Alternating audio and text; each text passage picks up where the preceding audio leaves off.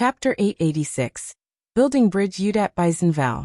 CM the county magistrate sneered inwardly, quietly remarking, "Your mother is unwell, so we won't keep you for lunch.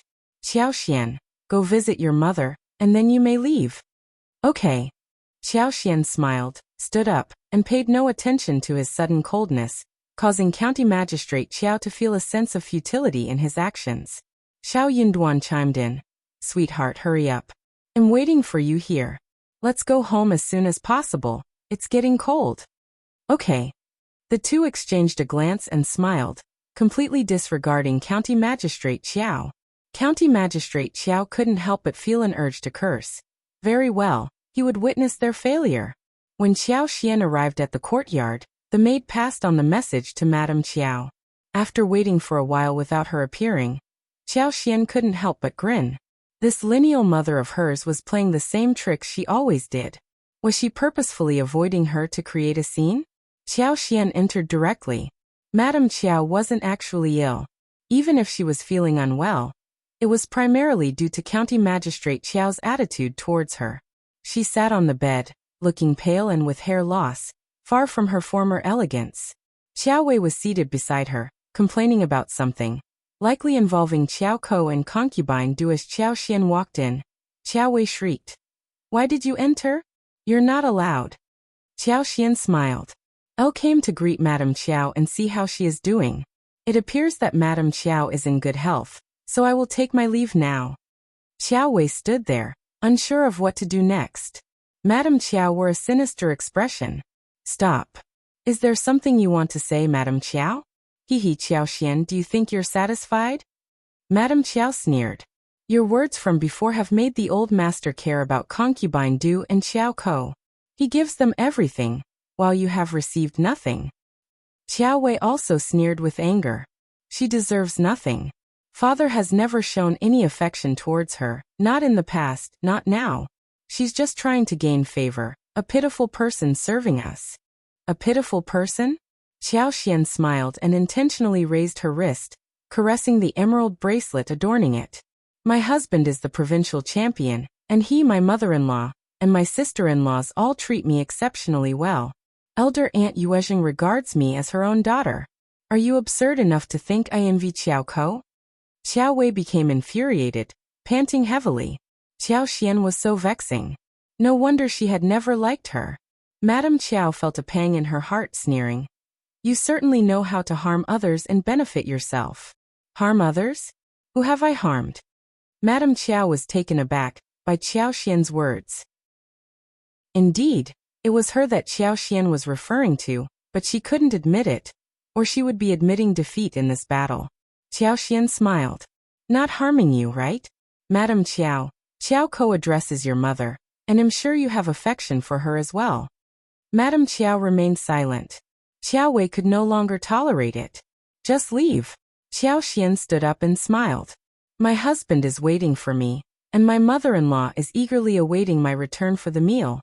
My brother-in-law has just hunted a wild deer, so tonight we'll be enjoying braised venison, stir-fried venison, and deer bone stew, very fresh and delicious. Tomorrow, we'll be grilling the rest. Indeed, it's time for me to go home." Chapter 887. Not Lying Udat Beisenval. CM Madame Qiao, please take care of yourself. Remember, Qiao Ko is not yet married, and she could use your support and guidance. "You." Qiao Xian's words pierced Madame Qiao's heart, leaving her furious and distressed. However, she refused to let it bother her. Her intention was to provoke Madame Qiao, and seeing her infuriated brought her immense satisfaction. It also whetted her appetite for dinner.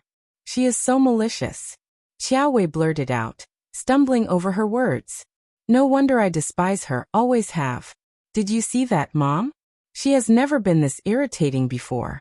I should have dealt with her even more harshly earlier." "Dear meat?" She was just boasting. Qiao Wei reminisced about the time when her father's servant hunted a deer and gifted them over 10 kilograms of meat. She was enchanted by its taste, and the memory lingered in her mind. She couldn't believe that Qiao Xian's brother-in-law could obtain deer meat. The idea seemed far-fetched to her. Madame Qiao's expression darkened. She couldn't fathom that Qiao Xian would lie about such a matter. If Qiao Xian truly had a skillful brother-in-law who could hunt deer, it implied that he possessed exceptional hunting abilities and could provide them with a variety of wild game regularly. Deer were notoriously challenging to hunt due to their cautiousness and swiftness. If Qiao Xian's brother-in-law could catch a deer, he would surely be capable of capturing smaller animals as well. Yet, Qiao Xian had never brought any wild animal for them. Even if she claimed that her brother-in-law had acquired the deer the previous day, there was no evidence of it in the gifts she presented to them today. Madame Qiao, filled with annoyance, turned to Auntie Ling and commanded, "Inform the old master about what Qiao Xian said to us." "Yes, Madame Qiao." Auntie Ling was skilled in stoking the flames, and she was determined to do just that. Word of this quickly reached County Magistrate Qiao's ears. He learned that Qiao Xian's brother-in-law possessed exceptional hunting skills, resulting in their consumption of wild game throughout the year. Furthermore, it was reported that he had recently captured a wild deer. However, neither his daughter nor his son-in-law had considered offering any of it to him as a gift. County Magistrate Qiao's fury swelled upon hearing this news. Initially, he contemplated sending someone to investigate the matter, but he quickly dismissed the idea. What purpose would it serve to delve into such a matter? Discovering the truth would be utterly humiliating. Moreover, the story held an air of believability. He had underestimated them. Qiao Xian had never been one to display modesty or honesty. She harbored numerous ulterior motives, and his wife's judgment of her had never been wrong. He decided to wait and see what Qiao Xian and Shao Yunduan would do next. He was confident that they would eventually come begging at his door, seeking his assistance. So County Magistrate Qiao, who had been persuaded by Madame Qiao, wrote one letter to the Qiao family in the capital, telling them to look into Shao Yunduan and give him a hard time. Shao Yunduan and Qiao Xian left the mansion, and Shao Yunduan took Qiao Xian's hands, saying, "What about eating at Restaurant Yinha? Then we can go home after that." Qiao Xian nodded with a smile. "Sure, I want the crispy duck from there. Let's take one portion home." The couple did not ask for a separate room after going into the restaurant, but chose a place in the hall. Many people recognized Shao Yunduan, as did the manager of the restaurant, who greeted him happily. Shao Yunduan and Qiao Xian went to the in-laws' family to give presents, but they did not even get to eat lunch at home. Soon the story would go that the couple were forced to eat at a restaurant. Chapter 888. Purpose Udat by Zinval. That was the reason Qiao Xian and Shao Yunduan chose to have lunch at this particular restaurant. It hadn't crossed Qiao Xian's mind until they sat down and began ordering. She suddenly realized, "Oh, 1C." She then smiled at Shao Yunduan. Shao Yunduan lightly pinched her wrist and whispered, "He initiated this first, and we have nothing to hide. Well, let him experience what it feels like to have no defense." Qiao Xian's heart warmed, and she smiled. "Darling, your words make me even hungrier. We're definitely going to indulge in more delicious food later." Shao Yunduan chuckled. "All right, I'll have an extra bowl of rice with you. Let's order 2 additional dishes." Qiao Xian laughed and nodded. "Sounds good. A celebration indeed." "Absolutely." They exchanged smiles. After finishing their lunch, they packed a portion of crispy duck to take home, and leisurely made their way back. As expected, news of this incident spread throughout the town. People were fond of hearing and discussing gossip related to officials' families, often sharing such information among themselves. 3 days later, County Magistrate Qiao learned about the incident from a reluctant informant. Anger surged within him, clogging his chest. Those 2 wretches. They must have done this deliberately. They were intentionally tarnishing his reputation. County Magistrate Qiao had never anticipated that this couple possessed so many tricks, successfully setting him up without revealing their hand. Pay a visit to Shouting Village. Never mind, I'll see what else they're capable of. Bah, I shouldn't dwell on this. County Magistrate Qiao sneered, knowing that he would soon be transferred back to the capital. This country was far removed from the capital, so the story wouldn't reach there. Their tricks would have no practical impact on his reputation, except perhaps in his own mind for a brief moment. It was all utterly useless. How dare Shao Yunduan engage in such futile endeavors? He had overestimated him in the past. Little did he know that Shao Yunduan was laying the groundwork for a larger scheme, by starting with these small actions. Shao Yunduan and Qiao Xian aimed to sever all ties with County Magistrate Qiao and the Qiao family, so that they could separate completely. Even if a major incident were to occur eventually, no one would be able to morally condemn them, thanks to the foundation they had built through these minor actions. If the world came to know that County Magistrate Qiao and Madame Qiao had never truly cared about or treated them as part of the family, dealing with the situation would be much easier. Qiao Xian was elated that County Magistrate Qiao had been ensnared. More importantly, she was grateful to have someone who protected and defended her, a feeling she relished. As for her father, she knew he would despise her for orchestrating all of this. But that was precisely what she intended. The ancestors were honored with tribute during the Minor New Year, and now the eve of the New Year had arrived. The first section of the family celebrated New Year's Eve in solitude. Shao Yunduan was preparing to travel to the capital to take part in the spring examination, while Qi was set to join the army. It would be a considerable amount of time before the entire family could be reunited in one place. As a result, they were eagerly anticipating this year's dinner together. Eldest uncle had initially planned to gather all three branches of the family for a joyous and lively celebration. However, various circumstances arose, leading to the second branch being estranged from the family, and it wouldn't be appropriate for the third branch to celebrate alone. Thus, eldest uncle chose not to bring up the idea. On New Year's Eve, the family members were engaged in putting up couplets, hanging paper cuttings, displaying auspicious words, and hanging lanterns. The atmosphere was filled with anticipation and happiness. Chapter 889. Extra many people Udat by Zinval. CM Ms. Yen graciously assisted Tao Tao and Ms. Su in creating paper cuttings, including designs such as 5 blessings for longevity, good grains, more than every year, precious flowers and birds, pomegranate vase, peonies blooming, birds and flowers, magpies and plum blossoms. And eyes. Yen possessed great skill in this craft. With paper in one hand and scissors in the other, she swiftly brought forth intricate and beautiful patterns. The rest of the family admired her talent and craftsmanship. The paper cuttings adorning the glazed windows appeared stunning, each lifelike and displaying a variety of patterns and designs. A string of red lanterns hung gracefully under the eaves of the corridor. Round in shape, neither too big nor too small, they were adorned with golden tassels. When lit at night, their gentle red glow cast an auspicious and festive ambience throughout the courtyard. Shao Yunduan took on the task of writing the couplets, meticulously crafting them on red paper. Over the years, Shao Yunduan had shouldered this responsibility. In fact, he had even helped numerous villagers with their couplets as well. This year many people sought his assistance. After all, Shao Yunduan was no longer just a cultivated talent. He had achieved the esteemed title of provincial champion. Though the act of writing remained the same, the significance held greater weight. Couplets penned by a provincial champion undoubtedly brought more auspiciousness than those written by a cultivated talent. Furthermore, if Shao Yunduan were to ascend to the ranks of an advanced scholar, or become an official, he would not readily distribute couplets. Perhaps only the land officer and certain elderly men within the clan would receive them, while other families would refrain from making such requests out of respect for government officials. However, Shao Yunduan did not decline any requests this time. The atmosphere in the village was filled with joy and excitement as people gathered around a table that was brimming with guests. There was a constant flow of visitors entering and leaving the first branch of the family's house.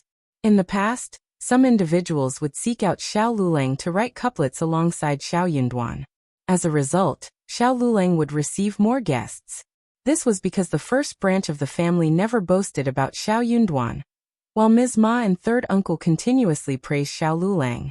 This led people to believe that he was superior to Shao Yunduan, resulting in more guests seeking his services. However, no one approached the third branch of the family to request couplets. Honestly, couplets written by someone who hadn't passed the examination were never on par with those crafted by a provincial champion.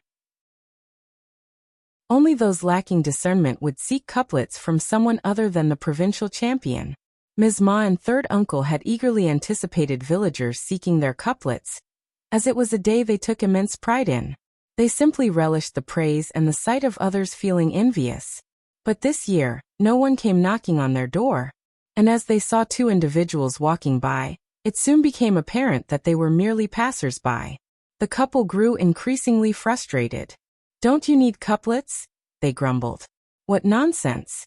It was clear to them that everyone was headed to the first branch of the family to acquire couplets. The villagers were all so eager and interested. The couple muttered curses under their breath, their worry for their son weighing heavily on their minds. Indeed, Xiao Lulang wore a frown as he surveyed the empty courtyard. Despite being up early that day, he couldn't help but feel disappointed. After all, he had secluded himself in his room for days. Chapter 890. Interest Seeker Udat by Zinval. CM instantly, Ms. Ma grew concerned. "Lulang, it would be best if those people weren't here. They would only disrupt your focused study." "How irritating." Xiao Lulang sneered, fully aware of what was happening. Ms. Ma's worry deepened at his reaction. "They look down on us, those seekers of attention. None of them are deserving of our presence. When you achieve success, they will come begging at our doorstep, and that's when I'll teach them a lesson they won't forget." "Lulang, ignore them. Don't let it bother you," Ms. Ma advised. Xiao Lulang suppressed his anger and irritation, his sneer growing darker. "They are nobody. I don't care about them in the slightest." With that, he turned around, entered his room, and slammed the door shut. Ms. Ma and second uncle exchanged concerned and worried glances. They sighed and continued to curse the villagers under their breath. Xiao Xiaoji observed the scene for a while, pursed her lips, and spoke up. "But we don't have any couplets or happiness writings yet. Are we not going to hang any?" Ms. Ma and third uncle exchanged a telling look. That was true. They had neglected to prepare anything for themselves. Of course, they needed to hang some for the new year to attract auspiciousness. Usually, Xiao Lulang took charge of this task, but this year, with the somber expression on their son's face and his obvious bad mood, neither of them dared to ask him to come and write couplets. So were they going to seek help from the first section of the family for this matter? In that way, they would further dampen their son's spirits. After contemplating for a while, the couple decided to send third uncle to the town to bring back a couplet for their home. In the afternoon, when Xiao Lulang emerged from his room and noticed the couplets hanging on the door, he immediately flew into a rage. However, his anger subsided upon learning that they were provided by the county. They would never allow anything written by Xiao Yunduan to be displayed on their door. Meanwhile, Xiao Yunduan spent half a day diligently crafting couplets for the villagers. Ms. Fang grew increasingly concerned about her son's well-being. After lunch, the entire family busied themselves with the preparations for the New Year's Eve feast. They had an abundance of food stocked at home. And this year, the dishes on the table were set to be even more plentiful and exquisite. They had commenced the preparations 2 days earlier, with Qiao Xian suggesting various dishes. After deliberations among the family members, they finalized the menu. The grand finale of the evening's feast was the Buddha jumping over the wall, a dish brimming with delicacies from both land and sea, boasting vibrant colors and enticing aromas. Other dishes included salt-baked chicken, braised carp, chicken nuggets with soft-shelled turtle, and pan-fried lamb chops. The table was adorned with a wide array of culinary delights. As night descended, everyone gathered around the steaming dining table in the restaurant. 2 large covered charcoal pots burned inside the room, emanating a comforting warmth.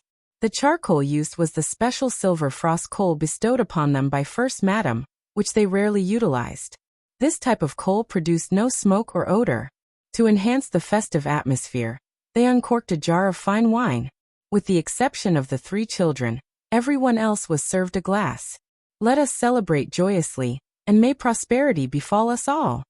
With cups raised, the heartfelt toast evoked tears in Ms. Fang's eyes.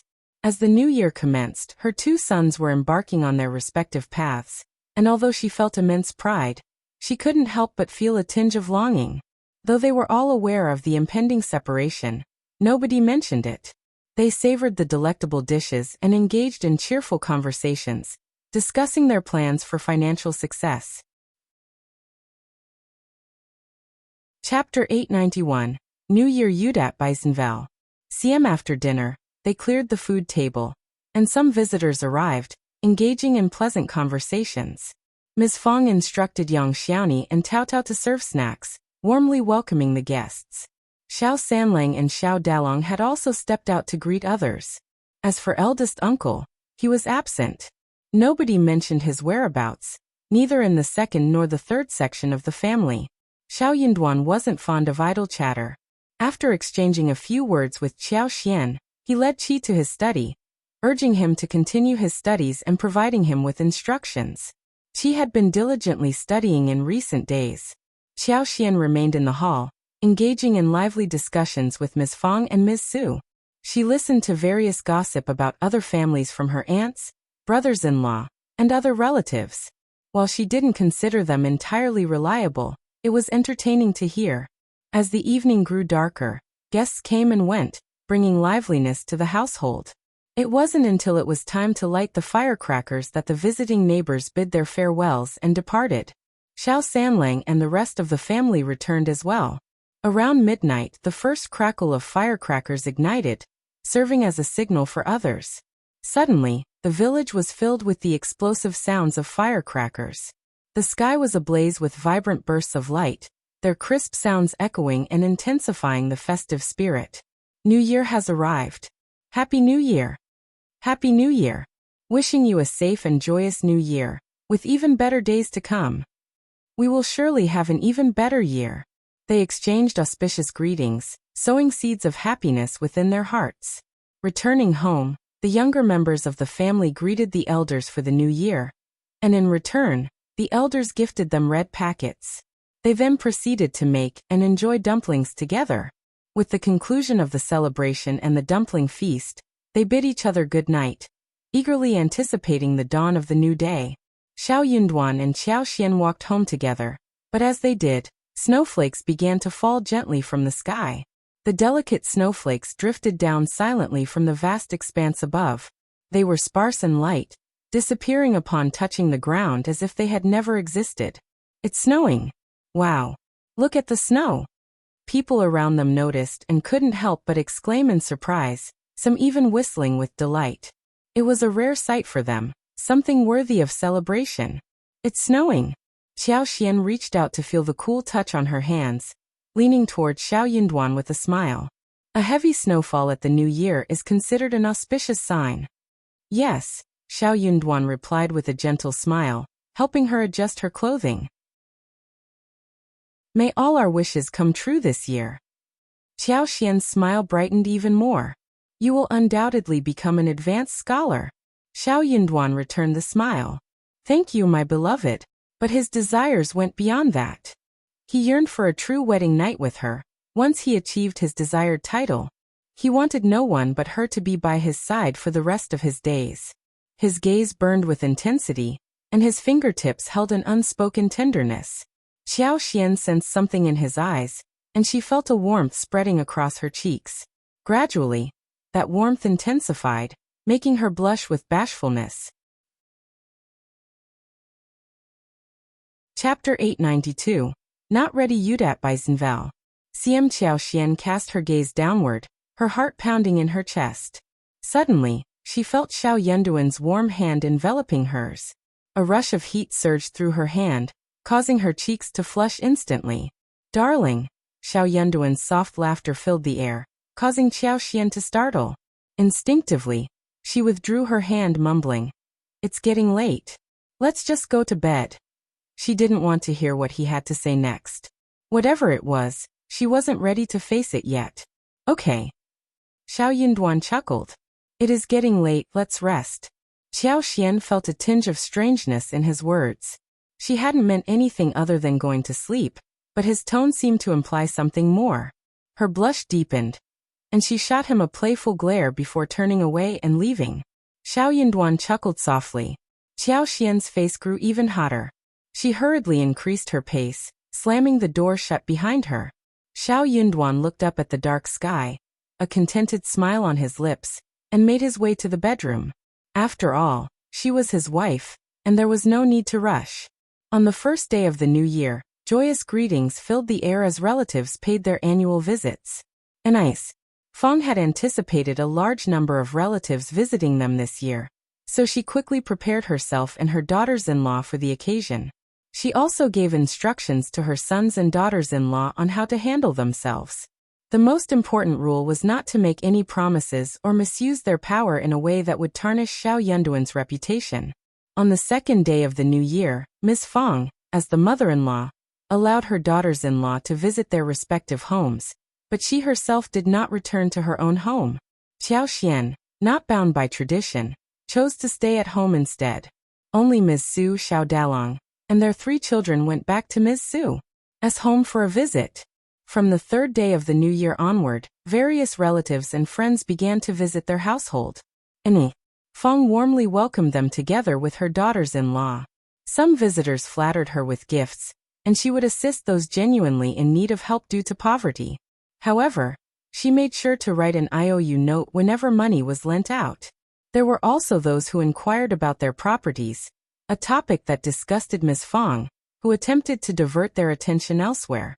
Some individuals, driven by greed, attempted to engage in business deals with Miss Fong, but she firmly declined their offers. Most people understood when their persuasion was ineffective and stopped pushing further. However, there were a few audacious ones who resorted to threats against Miss Fong. Unfazed by their intimidation, she stood her ground and even retorted on occasion. Their actions had offended certain individuals, who took the opportunity to spread complaints about their family. They accused Ms. Fong and her family of neglecting their relatives now that they had wealth. Ms. Fong chose to disregard these baseless accusations. Nevertheless, they couldn't sacrifice their own family's well-being just to please distant relatives. On the 5th day of the new year, Madame Qiao sent someone to fetch Qiao Xian, informing her of an important guest at their home, and requesting her presence to receive them for a few days. Chapter 893. Qiao Mansion Yudat Baizenval. She was the only one invited, not Shao Yunduan. Shao Yunduan was very worried. He held Qiao Xian's hands tightly, expressing his disapproval of her going alone. "I don't feel at ease with you going to the mansion. What if something happens to you?" Shao Yunduan had no trust in Madame Qiao whatsoever. He couldn't fathom the actions of a person like her. His wife was kind and gentle, and if she went to the Qiao family alone, she would be like a lamb in a tiger's den. Spending the night there was out of the question, as she would be devoured. "If you insist on going, I will accompany you." He didn't believe that the Qiao family would dare to push him away, even if he were there. Seeing Qiao Xian's concern for him, he smiled. "Darling, don't worry. I will go alone. I want to see what they are up to. I will take good care of myself.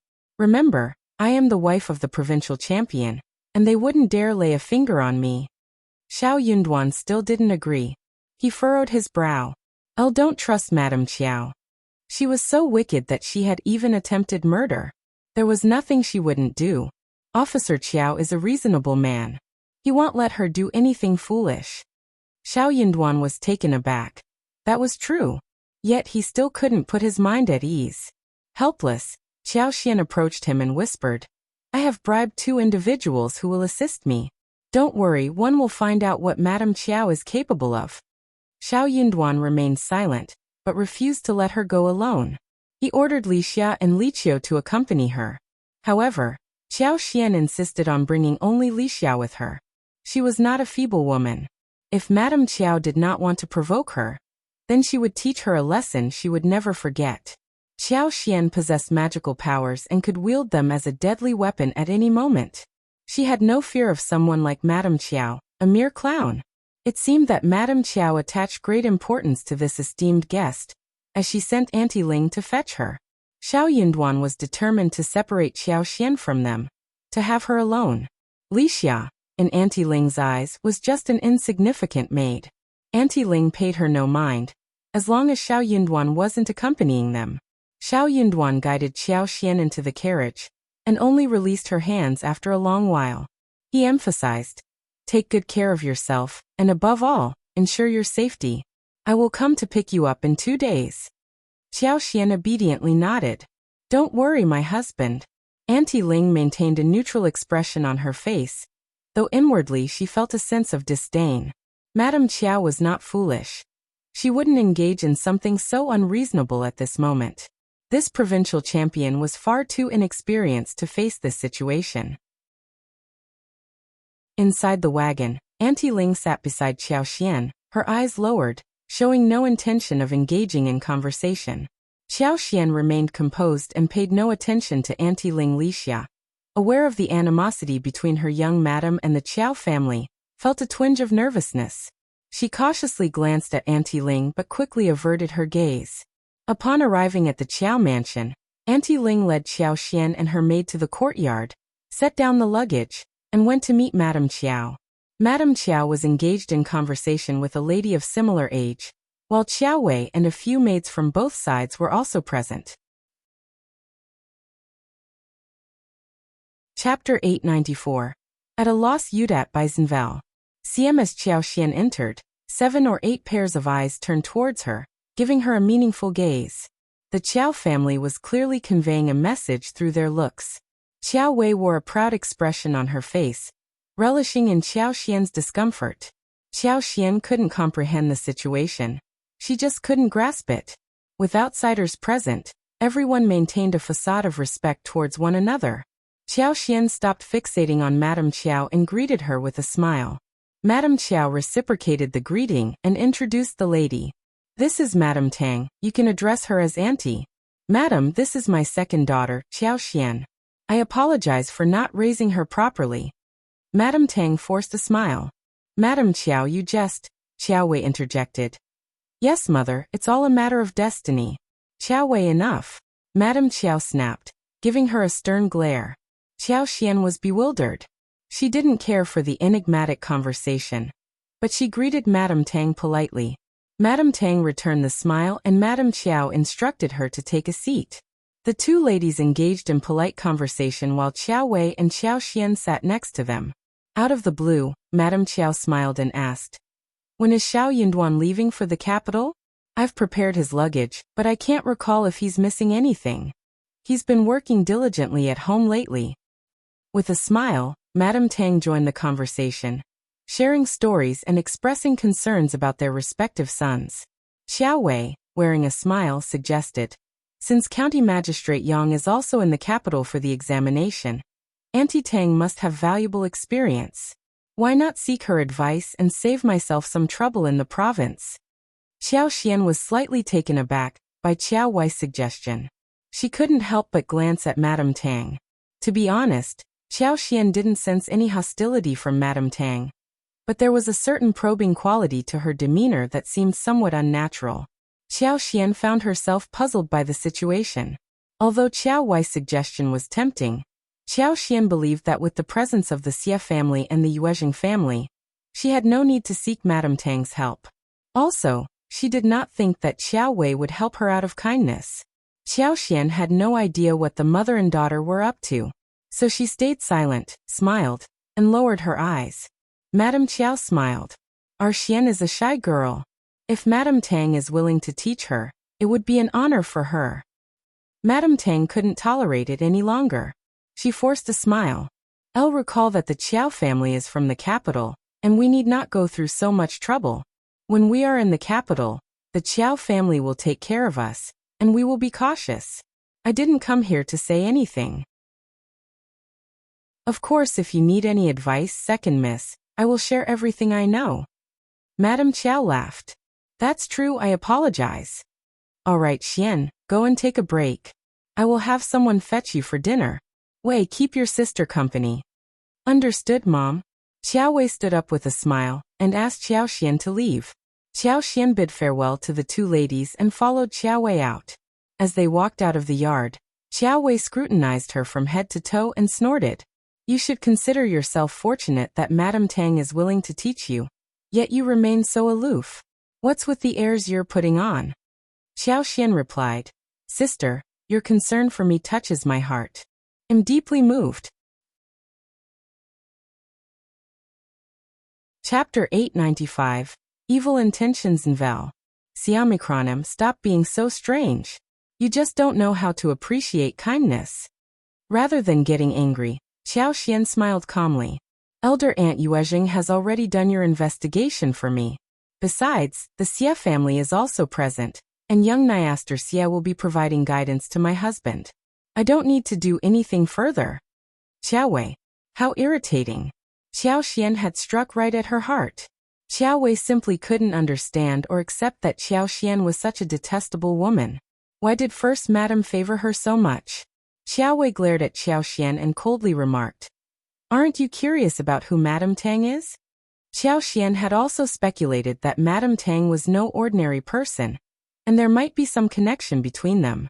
However, she couldn't quite grasp the situation. Wasn't she curious? No. Should she ask Qiao Wei or Madame Qiao? That was unlikely. If they didn't want to reveal the truth, she wouldn't be able to do anything about it. If that was the case, she didn't need to take any further action. Sooner or later, they would disclose the information to her, as she was here. But Qiao Xian had not expected that Qiao Wei could not help but ask. Qiao Xian was amused inwardly. She threw a look at her. "It is just a guest, what am I curious about?" Qiao Wei burst into laughter, looking very proud. "You are right." Having said that, she left angrily. She was not going to speak with Qiao Xian. She and Qiao Xian did not get on well with each other, and she was worried that she would get annoyed by Qiao Xian if she stayed any longer. Qiao Xian did not care. She went back to her own yard to take a break. The servants always had some ways to find out information. So Qiao Xian gave Li Xia some money and asked her to go shopping and find out who Madame Tang was. Soon Li Xia returned. Madame Tang is here with her son County Magistrate Yang from Changlin County. It seems that County Magistrate Yang has some business to discuss with Officer Qiao. So Madame Qiao invites her over as a guest. Qiao Xian's heart skipped a beat. So that was the case. Wasn't County Magistrate Yang the original host's fiancé? Madame Tang was the ex-mother-in-law of the original host. It was no wonder that when she walked into the room and met Madame Tang felt uncomfortable whilst Madame Qiao and the maids and aunts from the Qiao family were all looking at her strangely. It was no wonder that Qiao Wei was taking pleasure in her misfortune. This mother and daughter were so evil and horrible. If Shao Yunduan did not trust Qiao Xian, and if Shao Yunduan was narrow-minded and conceited, then he would definitely hate Qiao Xian. The moment they started to hate each other, they would always have the chance to take out the anger on her and mock her. Then Qiao Xian would never be able to get through this mental barrier in her life. It was not only Madame Tang who was here, but also her son, Qiao Xian's ex-fiancé, County Magistrate Yang was here too. Qiao Xian was going to stay here for 2 more days. She had not met County Magistrate Yang during the past 2 days, but that seemed like a bad thing for Shao Yunduan. It was hard to say what the rumor would be spread around. The biggest problem was that it was difficult to make it clear. That was something that could not be explained, and the more one tried to explain, the more suspicious it would seem. As long as Shao Yunduan got suspicious, Madame Qiao would have achieved her purpose. Qiao Xian had no idea if it was Madame Qiao's idea or her father's. But even if her father was not involved, he must have approved of it, right? Chapter 896, Ex-Mother-in-Law's Unwilling. Xiaomicronim Qiao Xian sneered. Neither of them was up to any good. Qiao Xian had never mentioned anything about her ex-fiancé, so Li Xia had no idea either about what was going in her mind right now. But now Qiao Xian decided to tell her the truth. Because even if she did not say a thing, Li Xia would soon know about it. Li Xia, do you know who Madame Tang and her son are? I don't know. Li Xia was confused. What did her miss mean? Qiao Xian smiled. County Magistrate Yang is my ex-fiancé. That is to say, if County Magistrate Yang and I had not broken off the engagement, Madame Tang would have been my mother-in-law. What should we do? Miss, County Magistrate Yang is here too. What if 5th young master misunderstands us? Li Xia got anxious instantly. Look, even if Li Xia was just a maid, she still understood the pros and cons. We are here and can't leave so easily. Also, what is there to be afraid of? But I know what is going on, and one have to do something about it. Go to Mingren Tang Clinic and tell Manager Qin about this, and ask him to get someone to Shouting Village to tell my husband about it, too. Okay, I will do that now. Very good. No one stopped Qiao when she asked Li Xia to go out and buy stuff for her. Soon Li Xia arrived at Mingren Tang and passed on Qiao message. Manager Qin, who had been hoping for Qiao and the Shao family to provide him with quality herbs, was taken aback when he heard the words. He couldn't help but curse Madame Qiao for her wickedness. Don't worry, Miss Li Xia. I will go up to Shouting Village now. I will go there personally. The fewer people who knew about this, the better. There would be some confusion when the message was passed around, so he might as well go there personally. Li Xia thanked him and replied to Qiao. What Qiao had not expected was that Lu Yan would have sneakily told her who Madame Tang was. Shao Yunduan let out a sigh of relief when he heard the news in the intermediate of Shouting Village. Shao Yunduan thanked Manager Qin with a smile, which surprised Manager Qin. But seeing that Shao Yunduan trusted Qiao, Manager Qin let out a sigh of relief. He had a very good impression of Qiao, and he admired her deeply. So he hoped that she and Shao Yunduan could get on well. Shao Yunduan did not seem so bothered. The unknown should have been the scariest thing. When he knew what was going on, he would not have to worry a thing anymore. He was not going to suspect Qiao because of this. Qiao had never met her ex-fiancé who had been engaged with her, and she was already married to Shao Yunduan himself. She treated him and his family so well, and he could see that clearly. So how foolish he would have been to suspect Qiao and hurt her just because Madame Qiao tried to sow discord? He could not bear to do that. He was solely concerned about Qiao's well-being, and didn't want her to suffer any harm. If that was Madame Qiao's intention, he believed she couldn't harm him or Qiao. In his perspective, he wasn't even a significant presence. He was just an ex-fiancé whom Qiao had never met. How could she possibly have any feelings for him? It was a ridiculous notion. Nevertheless, Shao Yunduan made up his mind to bring Qiao back home the next day. She was his wife after all. In the backyard of the government office, Qiao attended the banquet alongside Madame Tang and County Magistrate Yang. As nobody had introduced Madame Tang and her son to Qiao, she chose to feign ignorance about the matter. Chapter 897. Mrs. Tang's Displeasures in Val.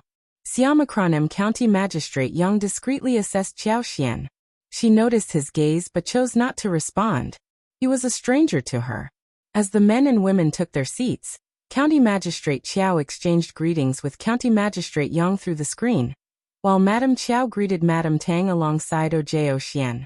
Once the banquet began, Madame Qiao wore a bright smile and welcomed their guests warmly. Madame Tang reciprocated the greetings, but avoided direct eye contact with Qiao. Occasionally, their eyes met briefly before Madame Tang looked away. Suddenly, Madame Qiao let out a sigh and glanced at Qiao as she spoke to Madame Tang with a smile. Our old master will be transferred back to the capital in a few months. It may be challenging for our families to meet again, which is why he believes it's important to treat Madame Tang and Officer Yang well before we depart. After all, we could have become relatives. Unfortunately, it is Xian who has not been fortunate enough to have a promising young man like Officer Yang and a kind mother-in-law like Madame Tang. Upon hearing Madame Qiao's words, Madame Tang felt a slight sense of relief. She smiled and replied, "That is all in the past, Madame Qiao. There is no need to mention it anymore." Madame Qiao continued with a smile. "You're right, we should not dwell on the past. It was an unexpected turn of events, but I'm glad old master and I are reassured. Even if we can't become in-laws, we can still get to know each other. Perhaps when Officer Yang is promoted to the capital in the future, we can develop a closer relationship." Having an additional friend meant having another connection within the court. No one would willingly offend their peers unless it was absolutely necessary.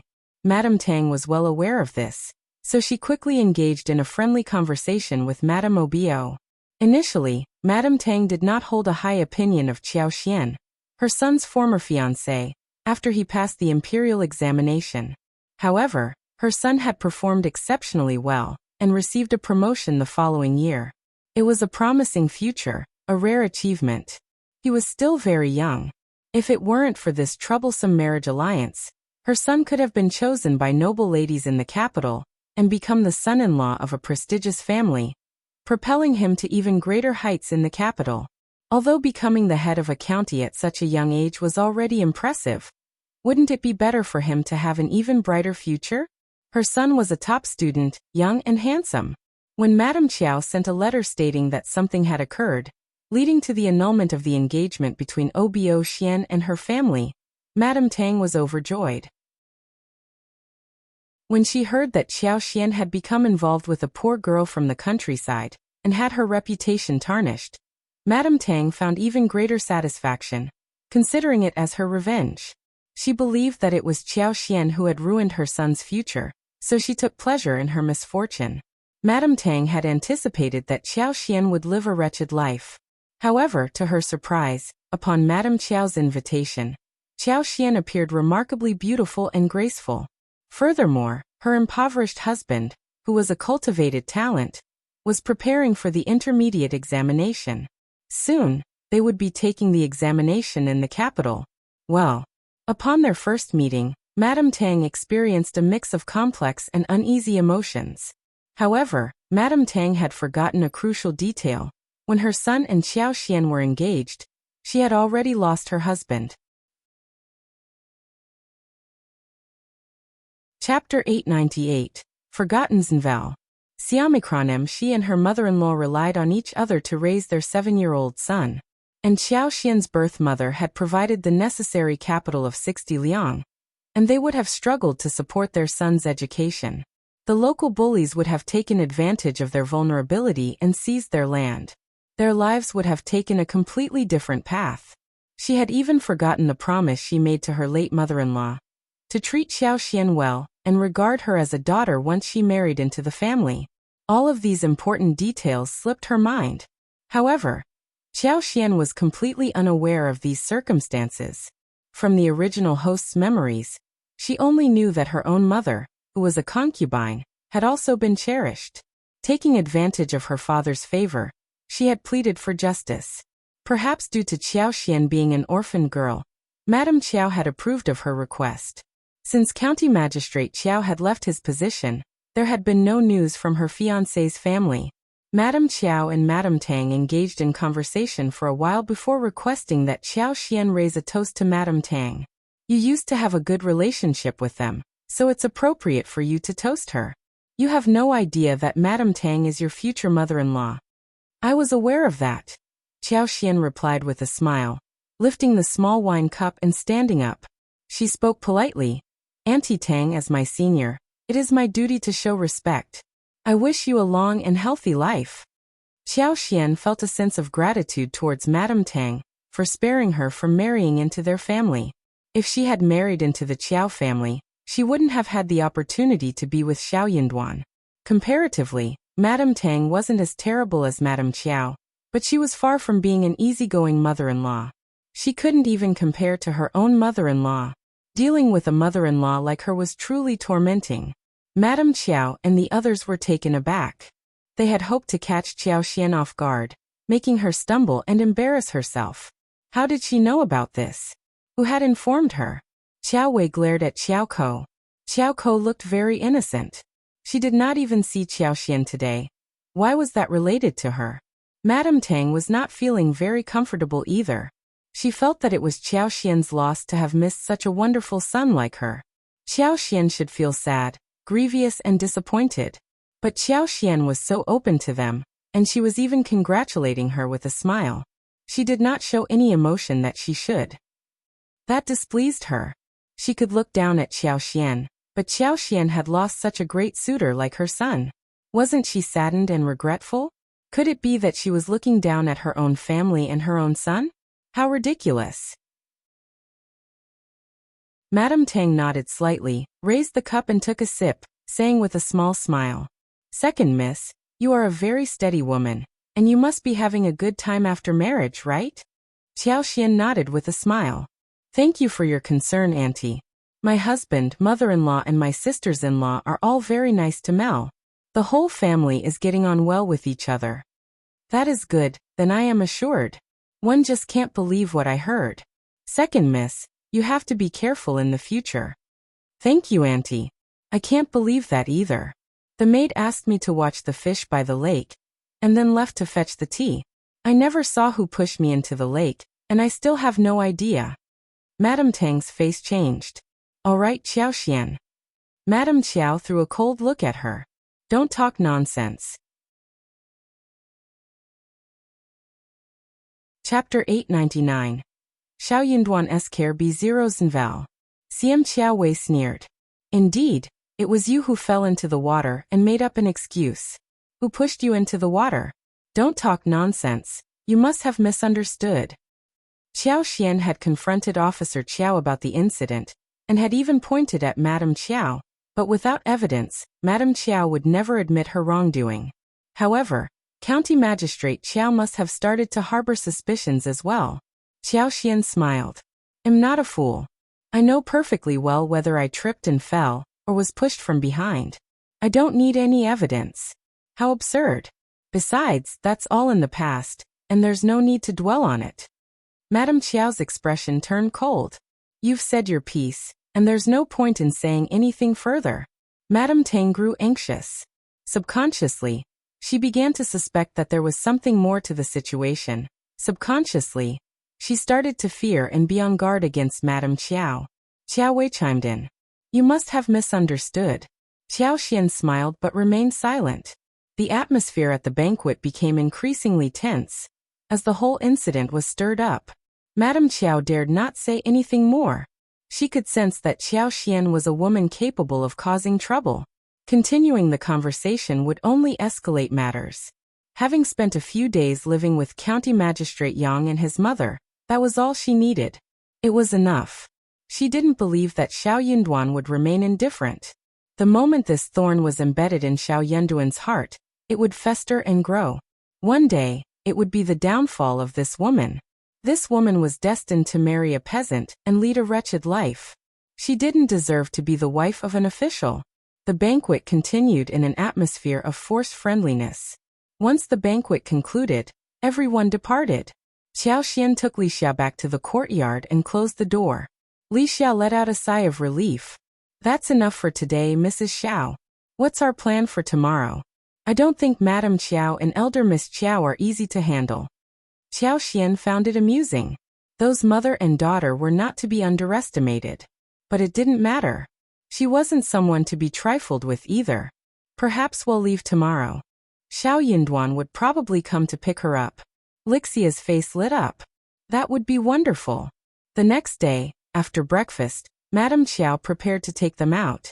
As Madame Tang was a devout Buddhist, Madame Qiao and Qiao Xian accompanied her to pay respects at the temple. County Magistrate Yang, always dutiful to his mother, rode alongside her in the wagon. As they boarded the wagon, Qiao Xian caught sight of him, and exchanged a fleeting glance. In that moment, Qiao Xian quickly averted her gaze, inwardly cursing. She was far from pleased. Officer Yang was an intriguing man as well. Women were off limits, and she was a disgraced girl who was once his fiancée. Shouldn't he keep his distance? Filial piety? Qiao Xian couldn't quite grasp its meaning. Madame Tang, true to her devotion, engaged in conversation with Madame Qiao at the temple before proceeding to pay respects to the Buddha. Madame Qiao accompanied her, instructing the three sisters to wander around casually and nonchalantly. Qiao Wei rolled her eyes at Qiao Xian, snorted in disdain, and haughtily departed. Qiao Ko pondered for a moment and obediently followed suit. Chapter 900. Awkward and Angry B0 Zinval. CM Translator. Henyi Translations. Qiao Xian admired Qiao Ko's adaptability. Despite being slapped in the face by Qiao Wei, once she had recovered, she still willingly played the role of lackey, henchman, lapdog. The temple was rather small, with no scenic view at the back of the mountain. Qiao Xian simply passed the time under the eaves of the hall. Coincidentally, County Magistrate Yang appeared at the other end of the long corridor. Spotting Qiao Xian beneath the eaves, County Magistrate Yang hesitated for a moment before walking towards her. Qiao Xian seemed to sense something and looked up, locking eyes with him. After contemplating for a moment, Qiao Xian descended the steps and stood in the empty space in front of the hall, beckoning a passing young monk. "Officer Yang, are you seeking me out?" she asked. County Magistrate Yang was taken aback, forcing a smile. "I have a few words to discuss with 2nd Mississippi." "Very well." Qiao Xian nodded. "Please wait here and act as our witness. After all, it wouldn't be appropriate for a man and a woman to make physical contact, and we wouldn't want any rumors to circulate." County Magistrate Yang, "Speak your mind."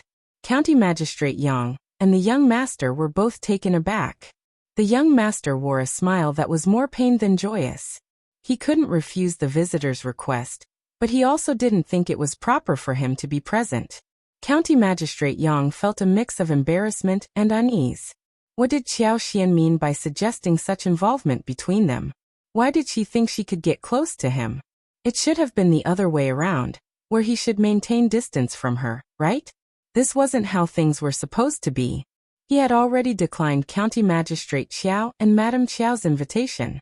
He had never intended to sever the engagement, but when it was broken off smoothly, he couldn't help but feel a sense of relief. Because of this situation, he wanted to distance himself from the Qiao family. However, Qiao Xian's mother had mentioned that County Magistrate Qiao would soon be transferred back to the capital, and they could remain friends. What if their paths crossed again in the future? In the court, it was always beneficial to have more friends than enemies.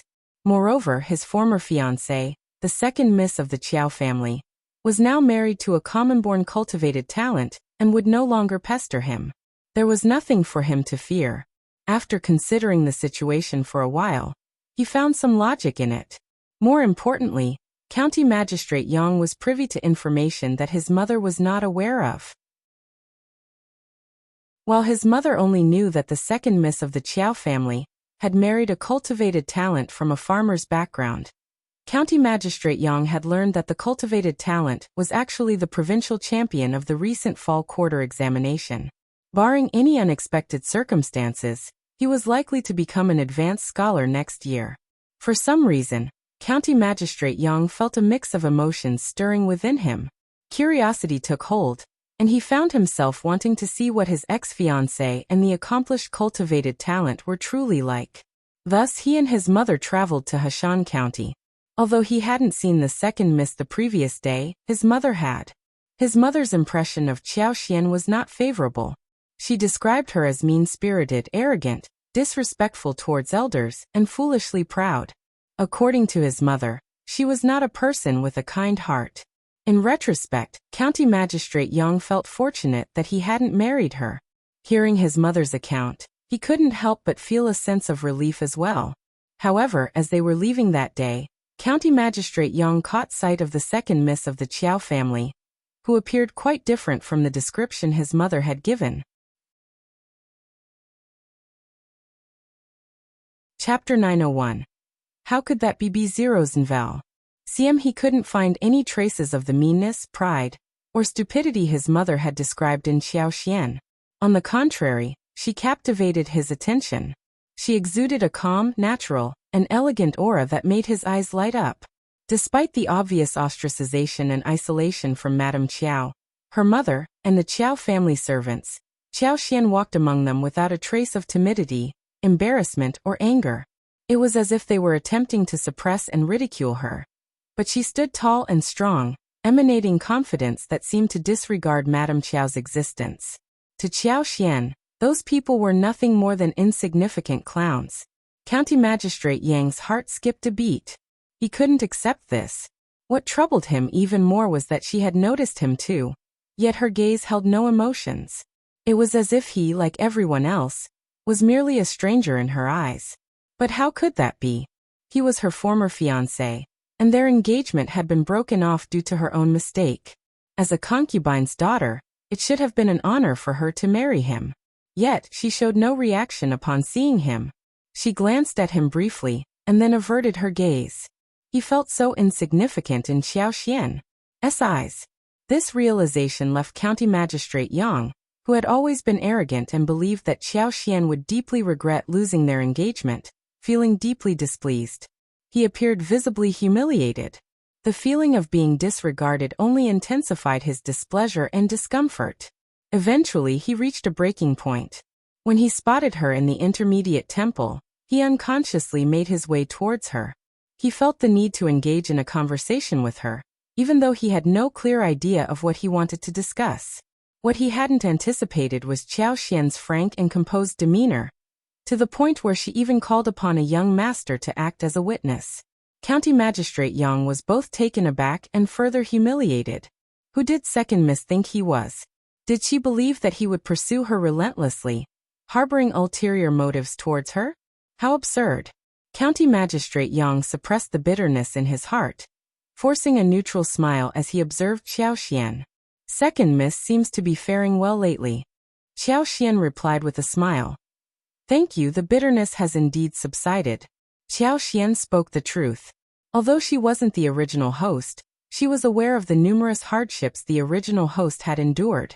Qiao Xian had no intention of taking advantage of Madame Qiao. She aimed to reveal the truth. However, County Magistrate Yang, who had been feeling displeased, couldn't help but show a slight change in his expression. He felt exposed. So Qiao Xian was implying that her suffering had been a result of the marriage alliance, but now that she was going to marry cultivated talent Shao, all her grievances would vanish? How confident she was to utter such words in his presence. County Magistrate Yang responded with a harsh tone. Second Miss, aren't you afraid of being misunderstood? People might think you're complaining about your mother's family. Qiao Xian calmly replied. Officer Yang, as a daughter born from a concubine without a mother, do you believe I would have a better life without my birth mother around?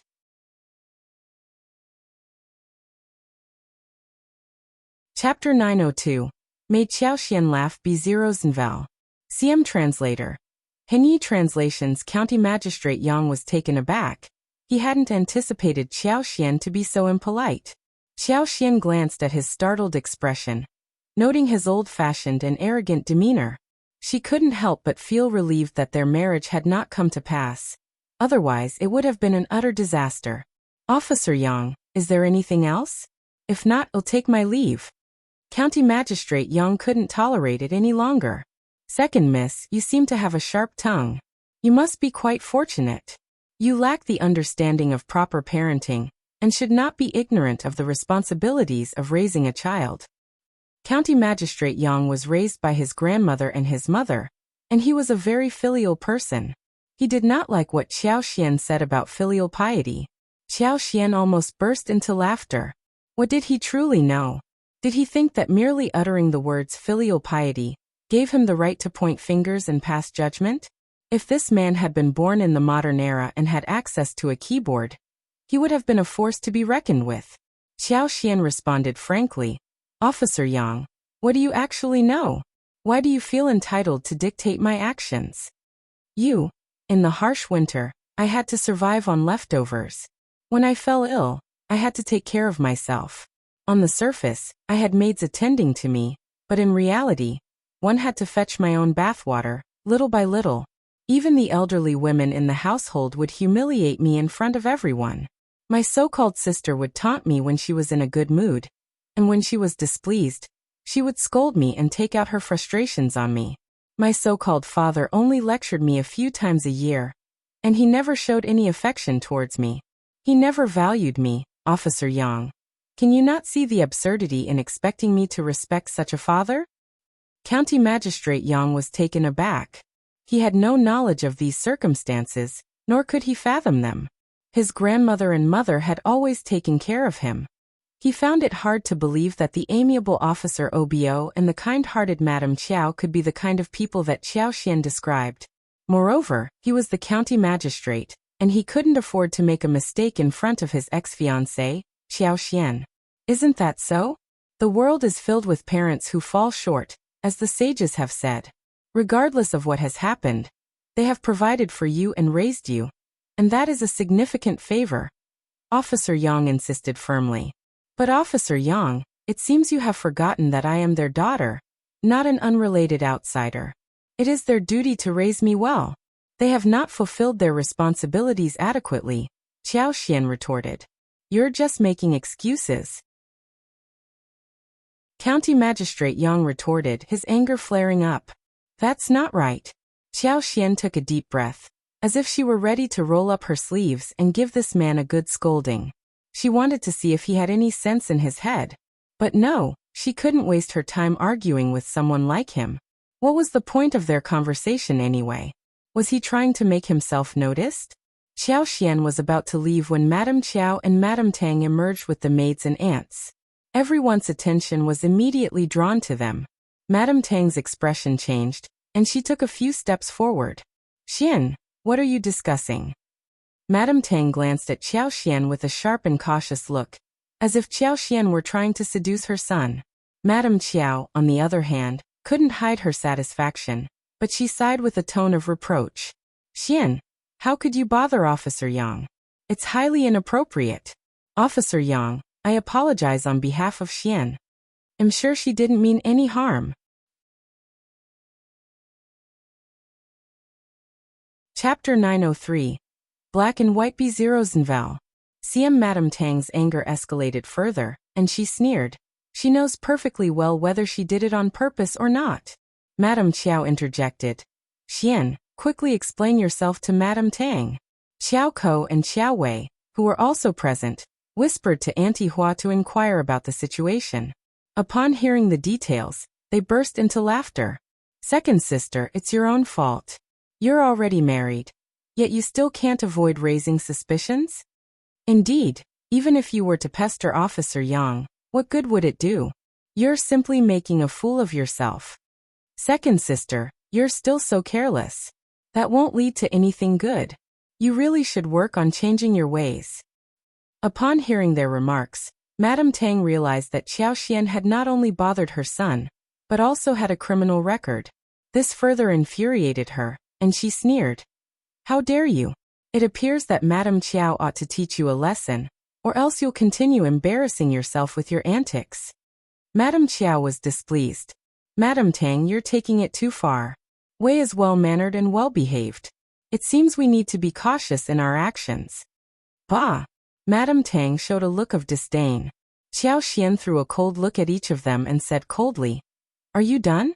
Are you listening to me? Officer Yang, are you talking with me or me talking with you? I have a witness. County Magistrate Yang was speechless. County Magistrate Yang had always been a proud person, but when Madame Qiao scolded Xiao Xian for no reason, County Magistrate Yang felt very embarrassed. It was as if they were blaming him, because he turned to Xiao Xian, not Xiao Xian to him. He could not stand to be humiliated. He had intended to stay silent. But hearing what Xiao Xian said, he could not stay silent anymore. There was a young monk from the temple nearby, observing the situation intently. County Magistrate Yang couldn't simply ignore him and allow a negative and irresponsible reputation to linger in the temple and throughout Heshan County. As County Magistrate Yang considered how Xiao Xian had asked the young monk to stay, his emotions became even more complex. Mother, Madame Qiao, you've all misunderstood second miss of the Qiao family. It was I who approached second miss of the Qiao family. Everyone was taken aback. Madame Qiao raised an eyebrow and was about to speak when Xiao Xian sneered. Officer Yang was merely extending a polite greeting to me. How dare you misconstrue it like this? Ha! Xiao Xian looked down upon County Magistrate Yang with disdain. She was lucky enough to stay cautious. Otherwise, this man might have made her to explain something. He wasn't just greeting her, he was actually bothering her. Yes, he was incessantly bothering her. What a devious man. He truly had the characteristics of a scoundrel. Madame Tang felt a twinge of embarrassment. She cast a suspicious glance at her son, but County Magistrate Yang chose to ignore her. Xiao Wei sneered. Officer Yang was merely greeting you, but you're persistently bothering him and refusing to let him be. Well, it's all the same. But it's pointless. I suggest you face the reality as soon as possible. Madame Tang's gaze turned sharp once again as she directed a piercing stare at Xiao Xian. Xiao Xian stepped forward and slapped Xiao Wei across the face. Mind your tongue. Chapter 904. Try it B0 CM Xiao Wei was taken aback, her hands instinctively covering her face as she let out a piercing scream. In a fit of rage, she lunged at Xiao Xian, attempting to scratch her. How dare you touch me, you despicable person? Who do you think you are? How dare you lay a hand on me? What are you all staring at? Grab her and teach her a lesson. Show her no mercy. Qiao Wei's face contorted with anger as she screamed furiously, her eyes filled with pure hatred as if she were on the verge of losing control. Qiao Xian, however, was unfazed and prepared for the onslaught. She pushed Qiao Wei away and retorted sharply. Is this how a lady from a noble family is supposed to behave? Such ferocity and malevolence. Madam Qiao, your skills in raising a daughter are truly remarkable, and your own daughter is a shining example as well. Madam Qiao, feeling a mixture of annoyance and surprise, intervened hastily, calling off the maids and aunts who were about to intervene. That's enough, stop it now. Wait, enough. Madam Qiao felt her face flush with embarrassment and anger. She had just been boasting about Qiao Wei's manners and composure in front of Madam Tang, only to be thrust into this situation by Qiao Xian. Madam Qiao couldn't help but suspect that Qiao Xian had orchestrated this deliberately, and the thought made her want to retaliate with force. Madam Qiao's gaze turned icy as she glared at Qiao Xian. Xian, where are your manners? How dare you lay a hand on your sister? You will be dealt with when we return home. Qiao Xian sneered dismissively. What's the point of waiting? Why not expose the truth right now? She's nothing but a foul-mouthed troublemaker who framed me and tarnished my reputation. She's practically pushing me towards my demise. I have every right to slap some sense into her. She accused me of harassing Officer Yang, but did she witness it herself? Who determines what's mine and what's not? Who decides what's real and what's not? She's beyond bizarre. She's no sister of mine, that's for certain. Qiao Xian let out a mocking laugh. Oh, what a noble lady she is. Just a gossip-mongering woman with a corrupt mind. And you? Qiao Xian cast a scornful glance at the maids and aunts and spoke with sarcasm dripping from her words. Dare you lay a hand on me? I am the wife of the provincial champion. Test me if you have the nerve. Madam Qiao gasped, a mix of astonishment and irritation washing over her. Well, aren't you sharp-tongued? Spending so much time in the countryside has certainly changed you. Qiao Xian's smile widened. Well, of course, it's different. As the wife of the provincial champion, I can't simply be framed for no reason, canal? You should be grateful, Madam Qiao. After all, my dear sister here has such a gift for gab. I'm merely being taught a lesson on what to say and what not to say. Madam Qiao. Qiao Wei, tears streaming down her face, retorted angrily. What's wrong with Madam Provincial Champion? She can't seem to stop talking about herself. She's not even worthy of being the official's wife. I highly doubt that impoverished village cultivated talent will ever rise to the level of an intermediate advanced scholar. Qiao Xian sneered, fixing her gaze on Qiao Wei. I am Madam Provincial Champion, and you are not. Why should I endure such humiliation? Say those words to my face if you dare. A lowly cultivated talent from the countryside? Sister, your memory seems to be failing you. My husband holds the title of Provincial Champion. I will remember your words today. When my husband attains the rank of advanced scholar, I will slap your face once again. How dare you? Qiao Wei screamed in outrage. That's enough. Madam Qiao's anger surged, causing her chest to tighten and her temples to throb. Cease this bickering in this sacred place of Buddhism. You two should know when to put an end to your quarrel. Madam Tang, it's getting late. Let us return home. Qiao Wei remained defiant, refusing to let the matter rest. Mamel. Chapter 905. County Magistrate Yang's Suffocation B0's Unwilling. See, I'm alright, let's talk when we return.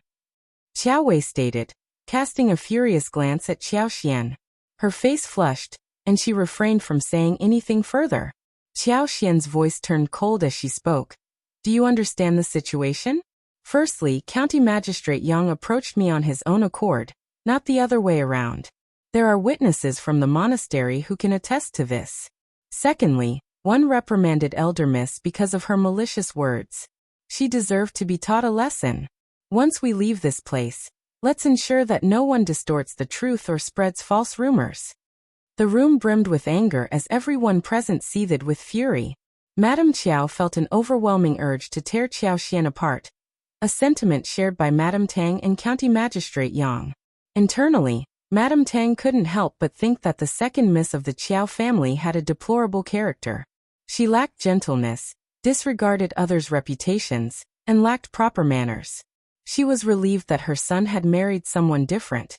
Otherwise, he would have been pushed to his limits. While it was acceptable if the provincial champion wasn't present, what if he were? She couldn't imagine her husband's reputation being tarnished by associating with such a woman. It was as if Qiao Xian was intentionally causing trouble for him. Suppressing her anger, Madame Qiao sneered. You are indeed a straightforward individual, and no one can dispute that. Qiao Xian retorted. Yet there is always that one person in this world who twists the truth to suit their selfish desires, or out of sheer jealousy. Madame Qiao, I find solace in your words. Bah. Everyone grew bored and returned to the mansion, their enthusiasm waning. During the wagon ride, Madame Tang politely suggested to Madame Qiao that she and her son should return home the following day. A sudden slap landed on Madame Qiao's face, leaving her feeling both embarrassed and taken aback. Hearing the suggestion, she inwardly breathed a sigh of relief, no longer needing to maintain pretenses. Upon reaching the backyard of the county office, they spotted Shao Yunduan conversing with County Magistrate Qiao. Spotting their arrival, he stepped forward to greet them. My darling. Qiao Xian's eyes lit up as she approached him with a smile. Knowing that he would come once he learned about the presence of the Yang family's mother and son, she wasn't surprised. Darling. Shao Yunduan smiled and held her hands briefly before releasing them. He then exchanged a knowing glance with County Magistrate Yang. Acknowledging County Magistrate Yang with a nod, Shao Yunduan politely greeted Madame Qiao. County Magistrate Yang's distress deepened, his expression turning sour. He felt thoroughly humiliated. As Qiao Xian called out to her husband and approached Shao Yunduan, her radiance was almost blinding, and the genuine, heartfelt smile on her face pained his eyes. To his surprise, Shao Yunduan, whom he had considered a timid scholar with unremarkable eyes, turned out to be incredibly handsome and captivating. Madame Tang, who believed her son to be the epitome of excellence, grew even more disapproving of Shao Yunduan. County Magistrate Yang wore an expression of immense displeasure, while Madame Tang's face darkened. She scrutinized Shao Yunduan from head to toe, and concluded that he was inferior to her son. He wasn't even worthy of carrying her son's shoes. Xiao Xian, who had raised a daughter lacking in manners as a concubine's child, seemed like a perfect match for this man. Both of them shamelessly flirted with each other in front of so many people. Madame Qiao found herself obligated to introduce Madame Tang and County Magistrate Yang to Shao Yunduan. With a smile she said, Please disregard the provincial champion's behavior. Her intentions were dubious. Shao Yunduan paid no heed to her words and politely greeted Madame Tang and her son, leading them inside together. Chapter 906, Shao Yunduan B0's Unwilling. CM Shao Yunduan continued conversing with County Magistrate Qiao and County Magistrate Yang, but Madame Tang grew increasingly irritated, no longer wishing to lay eyes on Qiao Xian. Thus, she declined the invitation and returned to her guest room. She couldn't deny it. Shao Yunduan wasn't all that different from her son. What depressed her was the fact that after Qiao Xian called off the engagement with her son, she should have been wallowing in regret and misery. Yet here she was leading a seemingly peaceful life. It didn't make sense. What annoyed Madame Tang the most was the emotional comment made by the elderly auntie next to her. The second miss is so fortunate to have married the esteemed provincial champion. They make such a perfect couple. Madame Tang's expression changed. She would have snapped back at her, but she held her tongue in consideration of her own presence. Meanwhile, Qiao Mji continued to cry and complain to Madame Qiao, urging her to teach Qiao Xian a lesson, so she could vent her anger. Qiao Wei had initially planned to call out Shao Yunduan's name once they returned to the mansion, but now that he was present, she wouldn't dare to act so boldly. Madame Qiao shared the disappointment felt by everyone present. Qiao Xian raised her hand and slapped Qiao Wei across the face, a resounding smack that reverberated in the room. Qiao Wei, though tempted to retaliate, knew she was in the end refrained from doing so. In a shocking turn of events, it was even more like a slap on herself, Madame Qiao in front of Madame Tang. Madame Qiao observed the scene, fully aware of her daughter's temperament. She was certain that Qiao would face the consequences once they returned to the mansion. With no outsiders present, dealing with Qiao would be a simple task. All she had to do was feign ignorance initially, and offer consolation later. She could handle the situation before her husband, making it seem like she was addressing the matter appropriately. However, the presence of Shao Yunduan complicated matters. Madame Qiao sneered inwardly. It was fortunate that he was here. The more Shao Yunduan cared for Qiao, the more difficult it would be for him to accept the ambiguous relationship between Qiao and County Magistrate Yang. Oh, was there really an ambiguous relationship? It didn't matter. If she said there was, then so be it. As long as Shao Yunduan believed in it, that would be sufficient. Moreover, this was just the first step. She had an enormous gift prepared for Qiao. Just go home and rest. You don't have to deal with Qiao right now. Don't worry, I will seek revenge on your behalf. Just wait a little longer, and I will ensure your comfort. Madame Qiao attempted to dissuade Qiao Wei, putting on a show of concern. County Magistrate Qiao was receiving his son-in-law and Officer Yang, and Madame Qiao was hosting a banquet to greet Madame Tang. But Qiao Wei did not show up. She said that she was not feeling well, so she did not show up. So during the banquet, Madame Qiao asked Qiao to keep Madame Tang company whilst she went to visit Qiao Wei and took Qiao Ko with her. Qiao answered with a smile. Madame Tang got displeased, thinking that the Qiao family were all so unreliable. Madame Qiao left as the madam of the family and asked Qiao to keep her company. What was going on? Faced with Qiao, Madame Tang felt so disgusted that she lost her appetite. After a short while, Madame Tang got up and went back to her own room. When Madame Qiao was gone, Auntie Ling was still there. She smiled at Qiao. Second miss, what about seeing Madame Tang off? That was how a host should be treated. Qiao threw a deep look at Auntie Ling, thought for a while and realized what was going on. She did not mind seeing Madame Tang off, but Auntie Ling's request would definitely bring her trouble, even if she had no idea what Auntie Ling was up to.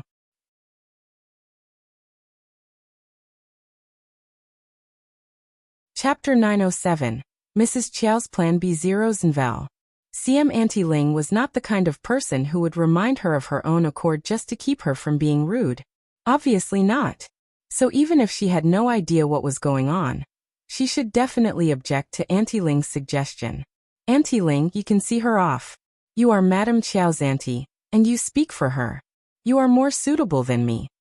Auntie Ling stiffened and said seriously, Second miss, don't joke around. I am just a servant, not a madam. That is not how it should be done. That is not true. Everyone knows that Madame Qiao can't live without Auntie Ling. She has to rely on Auntie Ling you for everything. No, second miss, don't say that. Oh, Auntie Ling, are you feeling shy about it? Madame Tang felt thoroughly perplexed. What was happening between these two individuals? Were they looking down on her? Why were they suddenly showering her with flattery in her presence? What was the underlying meaning behind it all? Madame Tang sneered and decided to leave without uttering a single word. Regret surged within her, realizing that she should never have accepted Madame Qiao's invitation to visit Heshan County in the first place. Witnessing Madame Tang's departure, Auntie Ling deemed it inappropriate to give chase. With a cold tone, she addressed Qiao. Second miss, you are displaying an arrogant attitude. Since you are aware of my presence here to attend to Madame, you should acknowledge that my words reflect Madame's intentions. While you may not be physically present, it doesn't mean you can disregard my authority. Second miss, you will have to explain this to Madame at a later time. Qiao narrowed her eyes and focused her gaze on Auntie Ling. Is Madame Qiao planning something by requesting me to escort Madame Tang home? Auntie Ling grew startled. Second miss, please refrain from speaking nonsense. Qiao chuckled. It appears that I have guessed correctly. Since I'm not there, your plan has failed. Now tell me. Second miss, you're being unreasonable. I'm leaving now. Auntie Ling stormed off, seething with anger. Li Xia let out a sigh of relief, but couldn't help feeling puzzled and curious. Young madam, I just don't understand. It's simply escorting Madame Tang to her guest room, right? It's such a short distance. How could it cause A&V trouble? It doesn't make sense. So what was Madame Qiao's plan? Suddenly, a realization dawned upon Qiao Xian. She smiled calmly. Madame Tang is quite troublesome. The act of sending her home seems to be a hassle. What do you mean? Consider who she is and why my husband is present here. Wuxia blinked, still perplexed.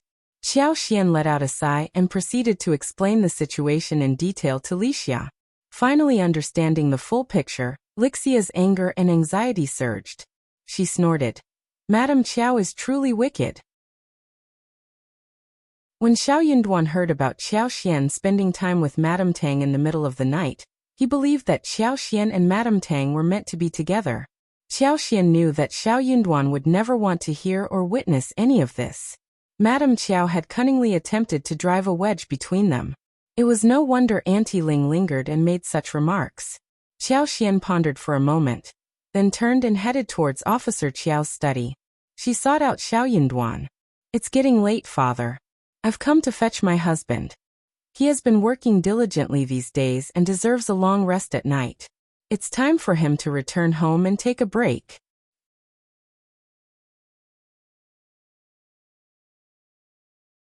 Chapter 908. Misfortune B0 Unwilling. CM Shao Yunduan promptly stood up and spoke with a smile. Father-in-law, Officer Yang, my wife is here to fetch me. I'll take my leave now. County Magistrate Qiao frowned, expressing his dissatisfaction. Xian, you're so foolish. A woman should be gentle and virtuous, not casually and indifferently meddling in her husband's affairs. Shao Yunduan responded, Father-in-law, my wife cares about me and won't appreciate that. Please don't blame her. She hasn't done anything wrong. Officer Qiao remained silent. He had such good intentions. He was trying to guide his daughter-in-law, but now he was undermining his own reputation. They were not a harmonious couple in his eyes. In that case, you may depart now. I'll bid you farewell. Shao Yunduan respectfully cupped his hands and left alongside Qiao Xian. County Magistrate Yang couldn't help but feel a pang of heartache as he witnessed the two departing hand in hand. He had come here to assert his superiority, yet he was the one feeling provoked instead. He even began to suspect that the Qiao family's second miss had been having an affair with provincial champion for quite some time. Allowing them to fly away together? The more he pondered on it, the more plausible it seemed. He was on the verge of impulsively questioning County Magistrate Qiao about it. If it was their plan, County Magistrate Qiao would either be unaware of it or keep it to himself. There was no need for him to humiliate himself. But within County Magistrate Yang's mind, he had already made a firm decision. He was determined to have a brighter future than Shao Yunduan. He would attain a high position where Shao Yunduan could only look up to him. He was going to make Qiao Xian regret her decision. Inside the room, Shao Yunduan gazed at Qiao Xian, placing his hands on her shoulders. Did you feel wrong today? Qiao Xian shook her head and chuckled. Of course not. I always say that I am Mrs. Provincial Champion. It annoys them so much, hee. Shao Yunduan couldn't help but laugh, his gentle demeanor shining through. You are indeed Mrs. Provincial Champion, the one and only.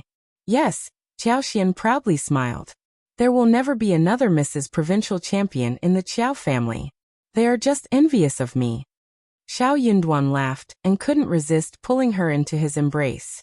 Her face nestled against Shao Yunduan's chest, and the cool touch sent a slight shiver through her body. The spot where they made contact began to warm, and she could distinctly hear his strong and steady heartbeat, even through their layers of clothing.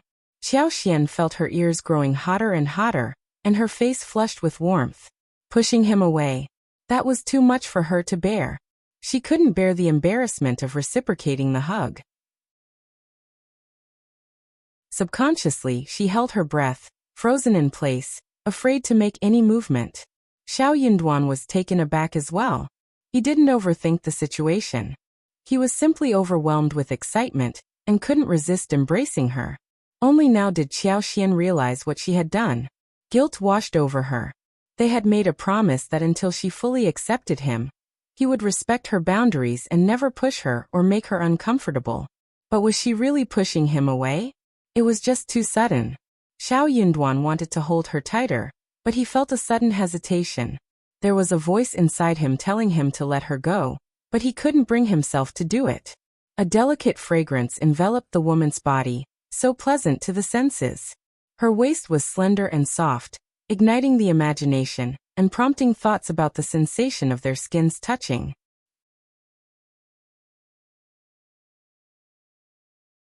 Chapter 909.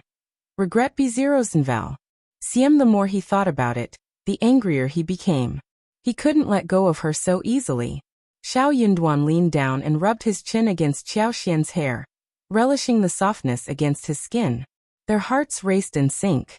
"My love," Shao Yunduan whispered and couldn't resist planting a gentle kiss on her cheek. Qiao was taken aback by the cool, tender touch. She let out a small gasp and instinctively stepped back, breaking free from his embrace. Shao Yunduan was about to reach out to hold her when he stopped himself. A tinge of regret crossed his mind. Why didn't he steal a few more kisses? Inside, Qiao felt a jumble of emotions. She hadn't intended to reject him, but she wasn't ready. She worried that he might misunderstand her and feel hurt. With a cautious glance, Qiao peeked at Shao Yunduan, relieved to see that he didn't seem angry. Yet her guilt intensified. "Oh, by the way, did you come here today because of the letter from Manager Qin yesterday?" Qiao tried to ease the awkwardness. "Yes," Shao Yunduan nodded in agreement. "I was worried they might gang up and mistreat you." Qiao smiled mischievously, gazing up at him with sparkling eyes. "Is that all you were worried about?" Shao Yunduan mirrored her smile. "I was also concerned that the Yang family might have second thoughts and try to fight me for my wife." Qiao's heart fluttered with warmth. Her eyes shimmered, and she wore a tender smile. "No one can take them away from us. The Yang family and the Qiao family have no connection to us. We are strangers to them." In this moment he decided to confess and make his stance clear. She had never met the Yang family before, and she felt like an outsider. Nobody had asked for her opinion or cared about her feelings. If she were to be involved with the Yang family, it would be grossly unfair to her. Shao Yunduan wasn't oblivious to that fact. Yet, hearing Qiao's words still filled him with joy.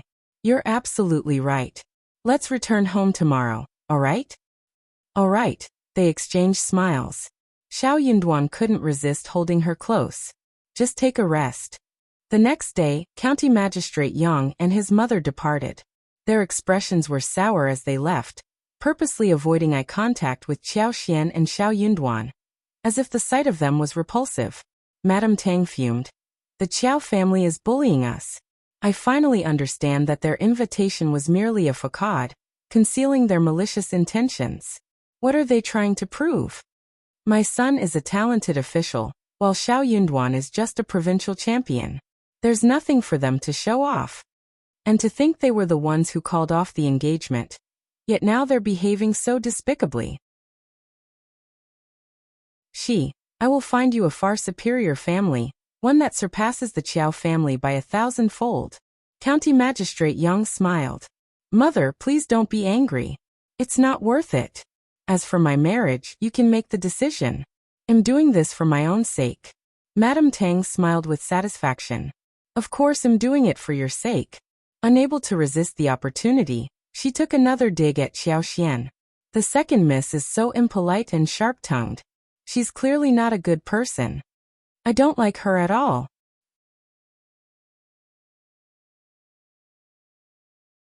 Chapter 910. Nothing B0 CM County Magistrate Yang couldn't help but reminisce about the vibrant and beautiful girl, brimming with youthful energy. He forced himself to say, "Mother, please refrain from mentioning her any further." Madame Tang failed to notice the change in her son's demeanor. She assumed he despised Qiao as much as she did. So she nodded with a smile. All right, I won't mention her anymore. She's not worth our attention." As they departed, Qiao and Shao Yunduan prepared to leave as well. Madame Qiao, wearing a smile, suggested, "Since you're already here, why not stay a few more days? Yunduan will soon be heading to the capital, and being part of the Qiao family, Old Master can offer you some valuable advice." "Thank you, Mrs. Gut. I will make sure to visit you and bid farewell before we leave." We have many matters to attend to back home, and it's best for us to return as soon as possible. When Shao Yunduan declined her invitation, Madame Qiao's expression stiffened. She exchanged a glance with Qiao Xian and sighed. Yunduan, are you upset? Please don't misunderstand. Old Master and I invited County Magistrate Yang and his mother as our guests, but it's purely a social gathering, nothing more. Xian has already called off the engagement with County Magistrate Yang, and they have no connection whatsoever. Old Master and I can vouch for that. Madame Tang cares for Xian and cares for Junior. That's the extent of it. It's all out of concern, nothing more. Please don't misunderstand her. Otherwise, Xian might feel unjustly treated. Officer Qiao didn't dwell on the matter for too long. Upon hearing Madame Qiao's words, he suddenly realized that it wasn't appropriate to reprimand Qiao Xian while County Magistrate Yang and his mother were visiting. However, no matter what he said, it wouldn't make a difference. So he nodded with a dignified expression. You're absolutely right. We should never lend credence to baseless rumors and accusations. Qiao Xian beamed brightly and sweetly. The two of them played their parts perfectly, adding fuel to the fire. Their performance was quite professional. Shao Yunduan remained composed but shot a glance at the pair. You're exaggerating. I'm not someone who can't differentiate between what's important and what's not. My wife and I are united, and I trust her completely. I have no interest in those who have no connection to me. Yes, I'm not foolish either. I am the wife of the provincial champion, and my husband's future is promising. I wouldn't jeopardize my own prospects by getting entangled with someone I've never even met. Madame Qiao, you're overthinking. There's no need for you to explain yourself like this. Madame Qiao cursed inwardly, her smile faltering slightly. Indeed. It's good that Yunduan doesn't entertain suspicions or indulge in baseless speculation, Shao Yunduan affirmed. No, I have full trust in my wife. It's not so easy for others to sow discord between us. Madame Qiao's smile turned rigid, her frustration growing. Qiao Xian chuckled. Since you trust me this much, I won't let you down. Madame Qiao now realized that these two were conspiring to mock her. She sneered inwardly. Fine then. What was the point of flattering them? Were they truly that devoted to each other? She would wait and see. She simply couldn't believe that any man could endure such a situation without harboring resentment. No man could remain unaffected by such a thing. The seed of doubt had been planted in their hearts, and it would inevitably sprout and grow, sooner or later.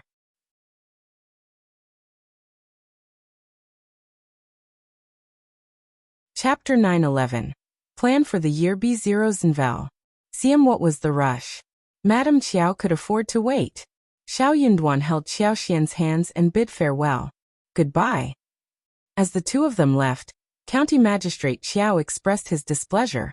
See what trouble you've caused? You shouldn't have brought Xian here. Madame Qiao scoffed, dismissing the guests. What's wrong with that? Let Xian learn the importance of having her mother's family. Soon enough, she'll realize that a husband cannot be relied upon. If you want to maintain your position as the head of the family, you need to see if your maternal family is strong enough. County Magistrate Qiao was rendered speechless, snorting in frustration as he fell into silence. Madame Qiao felt a shiver in her heart. She didn't know if Qiao Xian grasped the situation, but she certainly did. Shao Yunduan and Qiao Xian paid a visit to the Zhang village. Dingerzhu, Ms. Zhou and her husband, as well as housekeeper Mu, were pleasantly surprised. They warmly welcomed them into the house. Mrs. Zhou had completed her mandatory confinement during the first month of the lunar year. She had returned home, and was expected to be back soon. Xiao Xian and Shao Yunduan exchanged a few words with them, and inspected the families they had acquired before going to inspect the land with Dingerzhu and housekeeper Mu. For the time being, the 200 mu of creeping figs was sufficient, and there was no immediate need to open up new land. At the tea house, more than 150 mu of golden buds and nearly 70 mu of purple heart tea were thriving, growing exceptionally well. Once the tea leaves were ready for picking this year, they could begin the process. Both the golden buds and purple fragrance teas were highly valued and could fetch a good price. If processed properly, the high-grade dry tea could sell for dozens of yuan or hundreds of taels of silver per caddy. Although the yield of these 2 tea leaves was not high, Qiao Xian's wood elemental abilities had improved both the quality and quantity of the harvest. Just with these 2 teas alone, their income for the year would see a significant increase. The tea house would continue to expand its operations this year. The land had been purchased the previous year, and initial exploration had been conducted. Qiao Xian instructed Ding Erju and housekeeper Mu to organize the remaining 200 mu of land. By the beginning of March, they would transport the tea trees from Shouting Village. Both of them agreed to the plan. Qiao Xian and Shao Yunduan didn't spend much time inspecting the remaining 300 mu of fertile land. Housekeeper Mu and his staff were accustomed to managing the land, so they could continue doing so. Since there were plenty of fish but no shrimp at home, the 2 of them decided to take their time and catch 3 to 4 catties of large shrimps.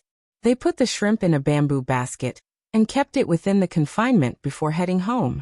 Qiao Xian and Shao Yunduan were discussing the planting plan with a smile on their faces. With their departure scheduled for mid-February, they had limited time remaining and needed to make a comprehensive plan to ensure everything was in order. Following the plan was relatively straightforward.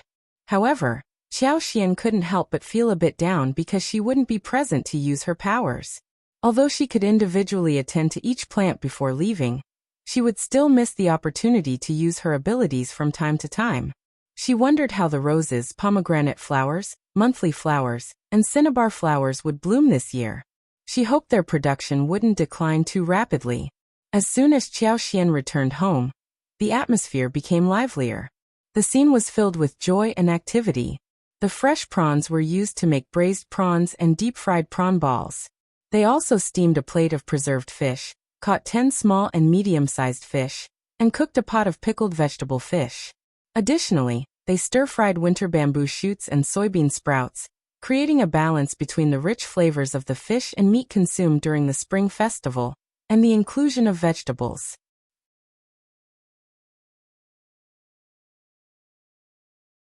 Chapter 9:12. Secretly watched B0 CM the following day, the house buzzed with noise and excitement, but Qiao Xian was busy with her tasks. Her main focus was preparing the tea seeds. Though it was still quite cold outside, the bone-chilling air was gradually fading, and the hint of spring was in the air. Qiao Xian didn't have much time to spare as she had to accompany Shao Yunduan to the capital. However, she could manage the cultivation of the seedlings with the help of her superpower. By the end of February and the beginning of March, Qiao Xian and Shao Yunduan would already have departed from Shouting Village. During that time, Butler Mu and Ding Erju had dispatched their workers to transplant the tea trees. In addition to the tea trees, Qiao Xian planned to plant roses, red and blue flowers, pomegranate flowers, and cinnabar flowers. She traveled to Xian province and sought help from Yuezhing Shao to purchase the seedlings. These flowers were ideal for making lipstick and were required in large quantities. Qiao Xian aimed to expand the field by an additional 200 mu this year. Before she and Shao Yunduan left home, the seedlings could be transported to the village.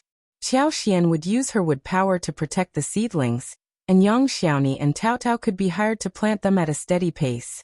With a total of 52 beehives, the blooming of the 200 mu of flowers and trees would require a greater amount of beeswax for making lipstick. Therefore, 52 beehives might not be sufficient. As the grass grew and the centaurea bloomed, the need to separate the beehives became apparent. Fortunately, Qiao Xian had already taught Tao Tao and Xiao Sanlang how to share the household provisions. Since Qi and Qiao Xian were not present, Qiao Xian repeatedly reminded them not to venture into the mountains in search of pre-existing wild beehives, as it would be unsafe. With 52 beehives at home, not all of them could be shared, but allocating 10 should not pose a problem. Qiao Xian made it clear that if they ran short of beeswax, it could be omitted. She considered the flowers to be more valuable than the beeswax. Qiao Xian did not underestimate people's intelligence. News of the lipstick-making venture would spread quickly, but she anticipated that it would soon be overshadowed by other matters. The first branch of the Shao family held a prominent position in Shouting Village due to their school and the family's land donations. Moreover, Shao Yunduan's noble status and his connections with the Yuezhing and Xie families in the province made it unlikely for anyone to plot against them. However, there was someone observing them from the shadows. If people learned about the beeswax purchases, they might draw conclusions based on the shape of the lipstick. Xiao Xian contemplated the idea of monopolizing the market for a few more years, allowing her to amass a fortune. This year, they planned to cultivate up to 200 mu of cassava, which was a straightforward process. They could simply cut and plant it directly. Meanwhile, the others were responsible for tending to the herbs and fruit trees at 500 meters. Before leaving the province, they made sure to visit the papayas and dragon fruits that were planted before the new year. Unfortunately, large-scale cultivation of sugarcane, pineapples, and other crops was not feasible this year. Without Xiao Xian's superpower, even with Yuezheng Xiao's assistance in transporting a substantial number of seedlings from the south, there was no guarantee of their survival or proper growth. Before they knew it, the 15th day of the first month had arrived. Following the Lantern Festival, the air was filled with the vibrant essence of spring. These days, the sun was already warm at 500 meters, and diligent families had begun transporting loads of manure into the fields. Qi Dingjinshan and the others gathered in the county city on the first day of February. On the third day of February, they set off northward after assembling people from various counties in the province.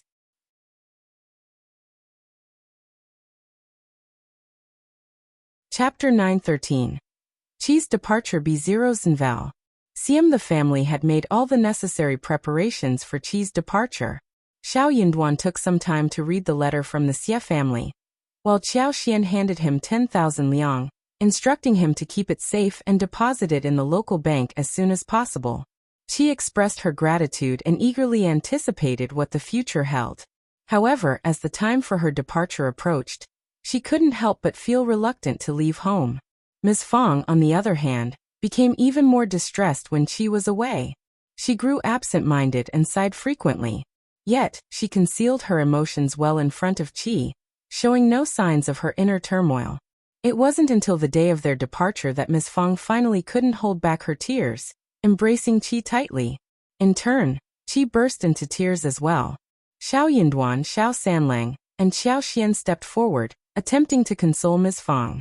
Yang Xiaoni and Xiao Xian provided support as well. Qi performed 3 kowtows to her mother and eldest uncle before getting on the donkey cart with Ding Jinshan. Shao Yunduan and Shao Sanlang accompanied them to the county city. County Magistrate Qiao remained oblivious to the fact that Shao Yunduan's brother had been enlisted. The county magistrate showed little concern for the recruitment process, trusting that with enough people and the household registration verified by the Grandmaster, he could simply affix the seal and send them to the provincial town. That would complete his duty. Shao Yunduan and Qiao Xian chose not to disclose any information to him.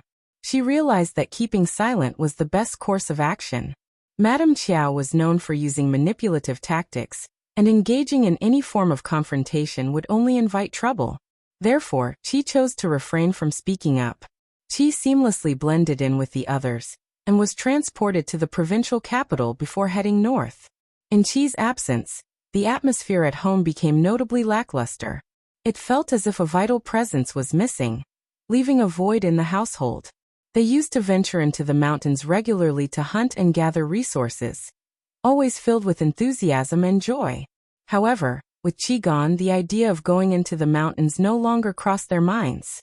Even Xiao Xian, with her extraordinary abilities, couldn't find the motivation without Qi's presence. To worsen matters, Ms. Niu, known for her arrogance, took the opportunity to mock them. She approached Ms. Fang with a strange tone, insinuating, "Oh my, Qi will be gone for years once he's enlisted. Your family used to have an abundance of wild animals, but now they're all gone. If one were you, I wouldn't have allowed Qi to leave home." Ms. Fang grew increasingly irritated by her remarks, eventually driving her out of the house. She firmly retorted, "What does my family's affairs have to do with you? You'll never get a share of any wild animals. They were just ordinary people from the clan. Why did they care?" Ms. Niu stormed off in anger, feeling humiliated by the encounter. Meanwhile, Ms. Yen chose to keep her distance, knowing it was futile to reason with Ms. Niu. She was well aware of Ms. Niu's personality, and understood that engaging with her would only lead to more trouble. It was best to avoid her altogether. The departure of Qi had left a somber mood among the members of the first section of the family. Their frustrations found an outlet in the form of venting their anger at others. A few days later, Shao Yunduan and Qiao Xian prepared to leave home and make their way to the capital. If Shao Yunduan successfully passed the intermediate examination, he intended to return home. While his family might be reluctant to part with him, they would undoubtedly shower him with congratulations. Ms. Fang and eldest uncle did their best to comfort Shao Yunduan, assuring him not to be overly nervous and emphasizing that regardless of the outcome, everyone was eagerly awaiting his return home.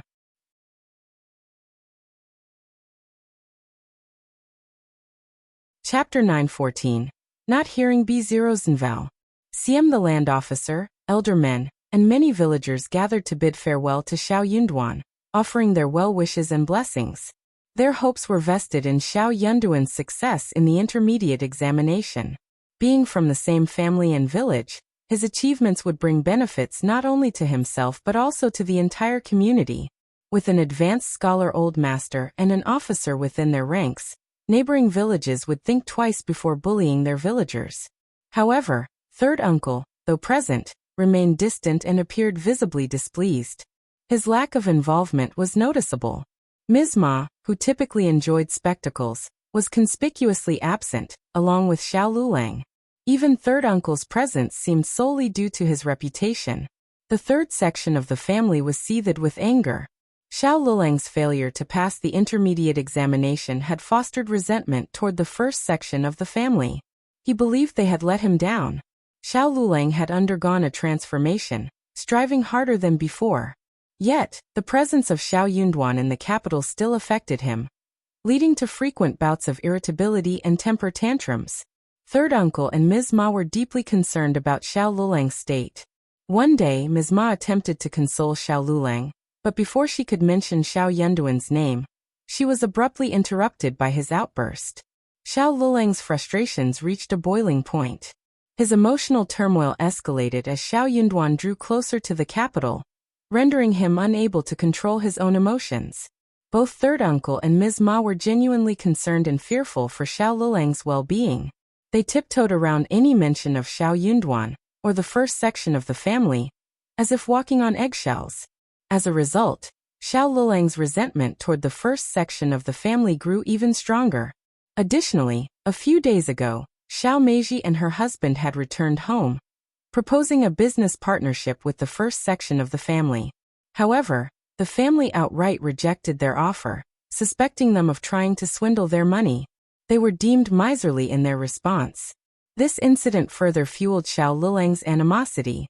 When the entire was accounted for, it became evident that Ms. Ma and third uncle held a growing aversion toward the first section of the family. Just wait and see. Ms. Ma believed that her hard-working son would eventually surpass Shao Yunduan in the future. At that point, the Shao family and Shao Yunduan would have to fear them. Upon arriving in the county city, Qiao Xian and Shao Yunduan made a visit to the Qiao family. County Magistrate Qiao enthusiastically insisted that Qiao Xian and Shao Yunduan should stay at the office for the night.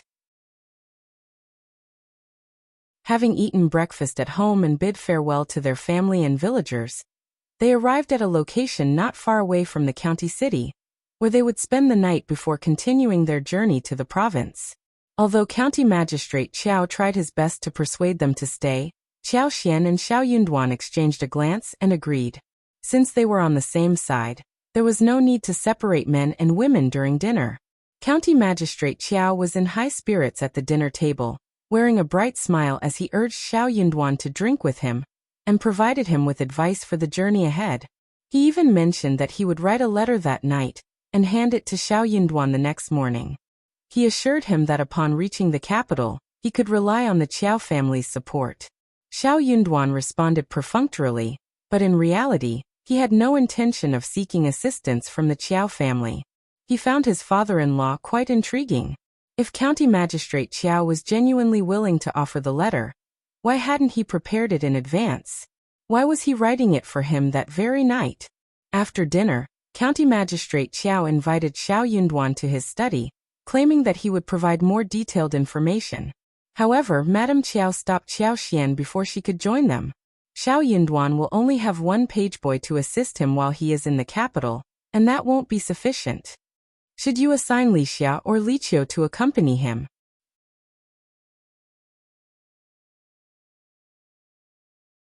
Chapter 9:15. Unsage B0's Val. CM, it doesn't matter who accompanies him. It's just a maid who might not be the most refined. The capital is different from other places, and he might become a subject of ridicule. I'm sure you don't want to see him being laughed at, do you?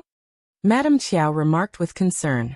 Qiao Xian struggled to contain her laughter, finding Madame Qiao's pretentious behavior amusing. I'm sure you must have come up with a brilliant idea for us, right? Madame Qiao felt a twinge of unease as she sneered. Of course, as your elders, it's our duty to make plans for you.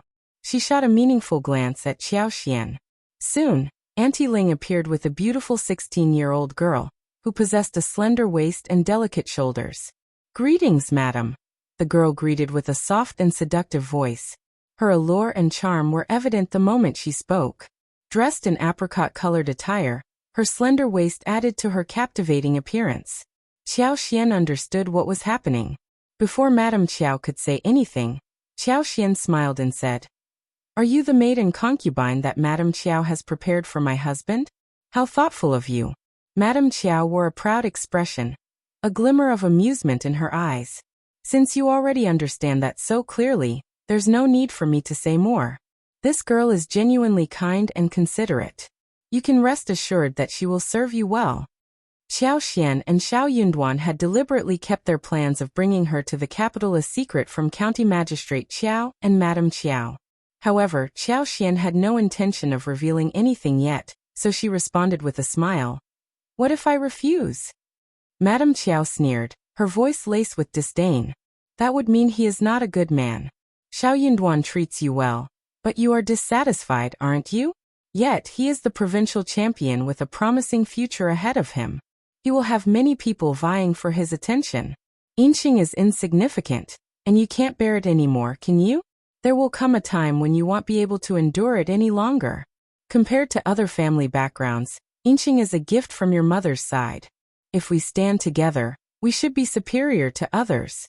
Do you understand what your mother's family can do for you? When a woman gets married and her son grows up to become a successful man, who else can she rely on but her maternal relatives? As long as your mother's family supports you, your husband won't be able to threaten your position, no matter how successful he becomes or how many concubines he takes. Only then can you elevate your status and become an esteemed couple. Otherwise, you'll be disregarded and subjected to torment. Qiao Xian, do you finally understand? Qiao Xian's disdain towards her didn't bother Madame Qiao. She was determined to do so, though Qiao Xian despised her. What you've grasped now, Qiao Xian replied with a smile, doesn't change my decision to disregard your suggestions. Don't waste your efforts. Qiao Xian, you are truly foolish. That's my prerogative. Fine then, let's see what befalls you when you face ruin. Qiao Xian smiled in response. We'll see soon enough. Just because you failed doesn't mean others will. You used to suffer, but now you're trying to impose it on me. Madame Qiao, you've crafted a splendid plan. If Inxing is such a fine girl, why don't you take her as a concubine for your daughter's husband once she gets married? Enough! Madame Qiao snapped. Madame Qiao erupted in anger, her gaze fixed on Qiao Xian. How could Qiao Xian be compared to her own daughter? Her daughter shouldn't endure such humiliation. That is not for you to decide. Auntie Ling, bring Inxing to the study of the old master, and ensure she serves second miss. Husband diligently.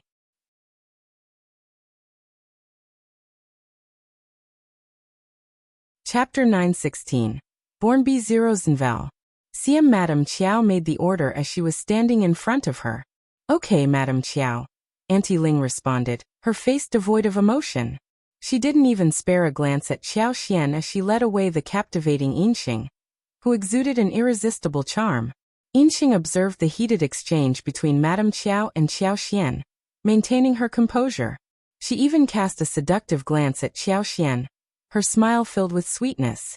Qiao Xian returned her gaze and marveled at Madame Qiao's discerning eye. Where did she discover such a remarkable talent? Yinxing possessed an extraordinary mental fortitude. It seemed as though Yinxing was destined to be this way, born with these qualities. Madame Qiao must have invested significant effort to acquire such a woman. Madame Qiao also felt a deep sense of satisfaction. She pondered the diverse range of skills possessed by second Mrs. Yuezheng, recognizing that ordinary individuals would struggle to secure someone like Yinxing.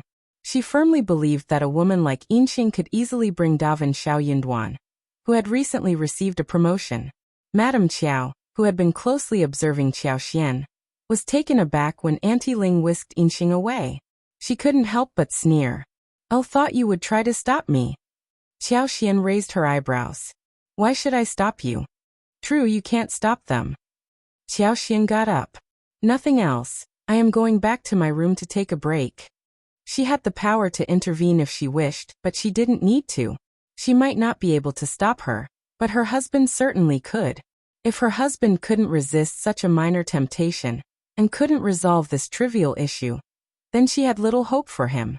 The path ahead was long, and this was just the beginning. Madame Qiao stared at her and spoke coldly.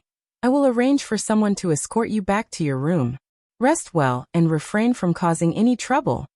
Qiao Xian chuckled. "I'm flattered that you're so afraid of me." Madame Qiao glared. "If you don't know how to speak, then it's best to stay silent." It was no wonder Madame Qiao held such disdain for Qiao Xian. Qiao Xian retreated to her room and awaited Shao Yunduan's return. She had confidence in herself and in Shao Yunduan, but she still felt a twinge of worry and unease. What if? Qiao and Xia exchanged worried glances. "Young madam, what if I go out and check on the study?" Xia suggested. Qiao Xian turned to Xia and smiled. "And what if you stumble upon something you shouldn't?" Well, Xia hesitated, feeling a sense of panic. Indeed, what would happen? She was just a maid, with no control over the actions of the household's master. "Young madam, I have faith in Fifth Master. He treats you so well. Yinxing is not a good person. Fifth Master will surely ignore her." "True."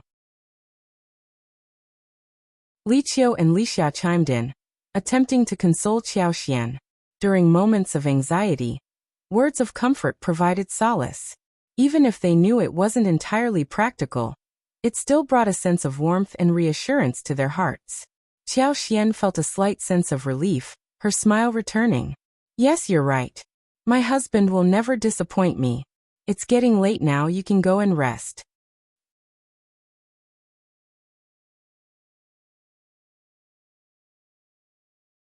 Chapter 917. Stunning World B0's Unwilling. CM Shao Yunduan and Qiao Xian were never required to be on night duty. Normally, Xia and Qiao would have already retired to their rooms for a break at this hour. The two maids exchanged a glance, unsure of what to do. Qiao Xian chuckled. "Just go, I'll wait for my husband." Her tone dripped with disdain. With nothing to discuss or attend to in Shao Yunduan's absence, what was the point of staying there? Xia and Qiao smiled and departed. As the night wore on, Qiao Xian sat quietly under the soft glow of the light, eagerly awaiting Shao Yunduan's return and the future they envisioned together. That was the sight that greeted Shao Yunduan as he pushed open the door. In the dim, yellow light, there sat a woman radiating grace and tenderness. She turned at the sound of his entrance, an immediate smile gracing her face. Her pale complexion seemed to glow, and her eyes sparkled with brightness. She rose to her feet, her waist slender and her eyes shimmering. Like a peony blossoming under the moon, she exuded elegance. Shao Yunduan stood awestruck by the scene before him. "Darling!" Shao Yunduan's heart melted, and he rushed forward, stumbling slightly. Having consumed a fair amount of alcohol to ensure his father-in-law got drunk, he was now feeling a bit intoxicated. Qiao Xian's spirits lifted upon seeing him finally return. She had not been mistaken about him.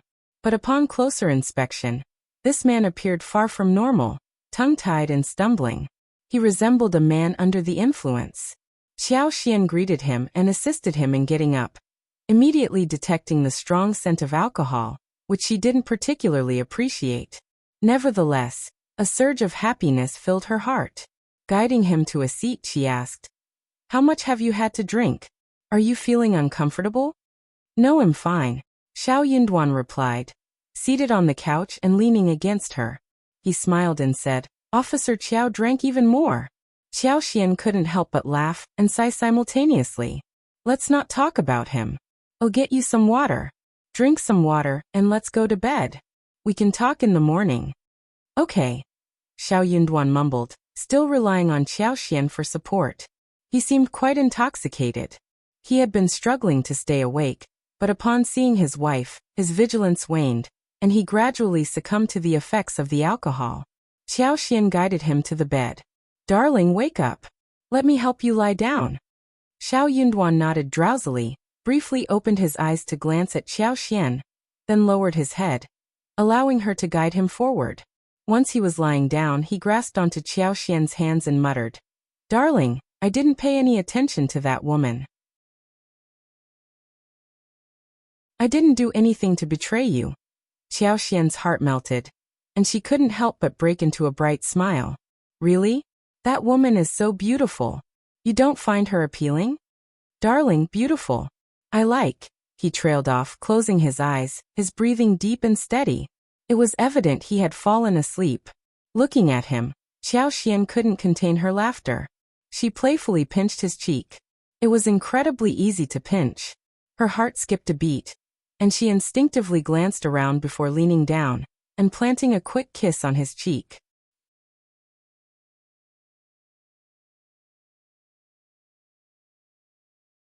Chapter 9:18. Sleepy Zeros and Val. Xian's heart skipped a beat, her cheeks flushing with warmth.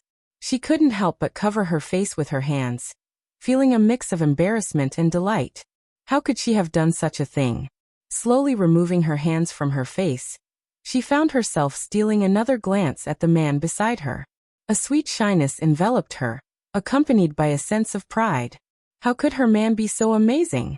Lost in her own thoughts, Xian pondered for a moment before deciding to fetch some water. Once the intoxicated man had been given half a cup of warm Zuvader, Xian settled down beside him. With concerns about Shao Yunduan's potential discomfort from the alcohol and their upcoming journey the following morning, Xian held his hands and gradually transferred her own superpower into his body, bit by bit. Since her superpower had the ability to detoxify and unblock meridians, perhaps it could help eliminate the effects of the wine. It couldn't hurt to try, after all. Madame Qiao's men had been monitoring Xian's whereabouts for half the night. Seeing that she hadn't left or caused any trouble, Madame Qiao felt reassured. Xian held little significance in her own domain. She was merely a sharp-tongued woman. What else could she possibly do? Satisfied with her decision, Madame Qiao drifted into a deep sleep. She instructed 2 elderly women to keep watch over Xian's residence. However, despite it being mid-February with the sun shining brightly during the day, the nights remained chilly. The wind blew, and Xian shivered in the brisk air. Given Madame Qiao's confidence and the fact that they were only assigned to keep an eye on Xian, the 2 elderly women decided not to endure the entire night in the cold winds outside her courtyard. The couple spent some time together before returning to bed. At such a late hour, everyone was fast asleep, and Second Miss had no intention of leaving the house again. Thus, they missed the sight of Shao Yunduan's return home. The backyard of the county office remained peaceful throughout the night. The next morning, Xian and Shao Yunduan woke up. Shao Yunduan was pleasantly surprised to see Xian's gentle smile, which made him even happier. He rubbed his forehead, feeling a sense of well-being and vitality. Xian had worried that she might wake up feeling unwell or dizzy after having too much to drink the previous night. However, she felt perfectly fine, no discomfort at all. He felt both relieved and amazed, realizing that he had underestimated his tolerance for alcohol. It turned out that he could handle his drink quite well. Irrespective of everything, it is getting late, and we must depart soon. Xian chose not to bring up Yinxing, as her husband had returned home alone, indicating that nothing had transpired. There was no need to mention it. However, Shao Yunduan felt compelled to explain. "Oh, by the way, last I had no other option but to get Officer Qiao drunk so that Miss Yinxing could stay and take care of him. What? Ah. Qiao Xian was taken aback. She quickly covered her mouth, bursting into laughter, and wearing a bright smile. Darling, you are so clever. Ha ha ha. She had misunderstood the situation. She had assumed her husband would refuse the ginkgo, but instead, he declined it and gave it to Officer Qiao.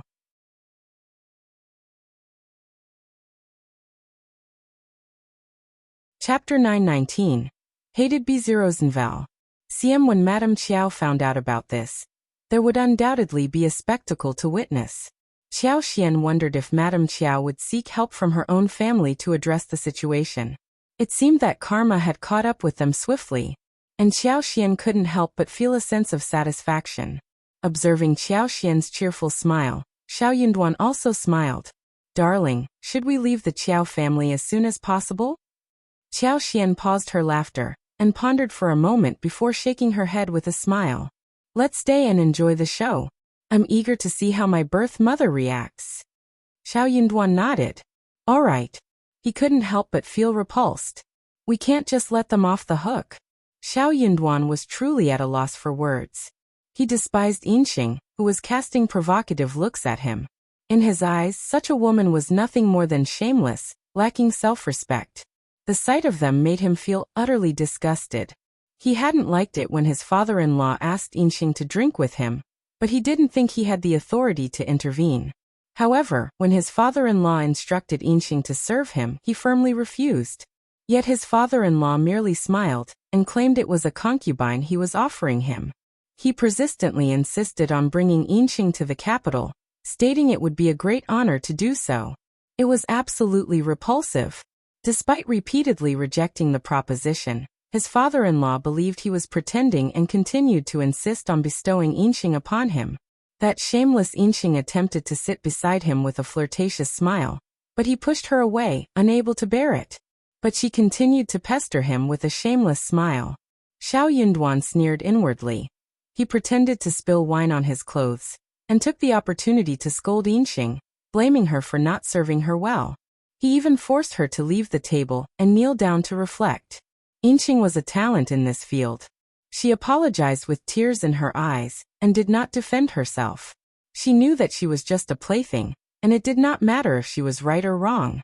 What mattered was that if her master said that she was wrong, then she was wrong. If she apologized and begged for forgiveness, her mistress would forgive her out of guilt. And if she defended herself, she would make her mistress even more furious. But was Shao Yunduan someone who would feel guilty and forgive her? Of course not. Shao Yunduan ordered her to kneel down, so she had no choice but to do so. County Magistrate Qiao smiled and told Shao Yunduan not to blame the beauty. She knew that she was wrong, but that did not make Shao Yunduan soften his heart. County Magistrate Qiao said nothing more. He believed that Shao Yunduan was just opening gambit to take someone notch down, establishing an imposing air or advantageous position for oneself. Shao Yunduan tried to get County Magistrate drunk. Shao Yunduan asked Yinxing to get up, and helped County Magistrate Qiao to lie down. Then he said to Yinxing coldly, "You can choose to become County Magistrate Qiao's concubine. With your abilities, it should not be difficult for you to survive in the Qiao family's backyard. You can also choose to follow me, but I will turn you down. I can turn you down, and even if one can't turn you down, I will ruin your face and feed you a bowl of soup that determines your pregnancy whatsoever. Think about it." Yinxing felt as if she had fallen into an ice cellar. She felt cold all over. Her charming face turned pale. She had thought that with her looks, figure and skills, Shao Yunduan could be taken down easily.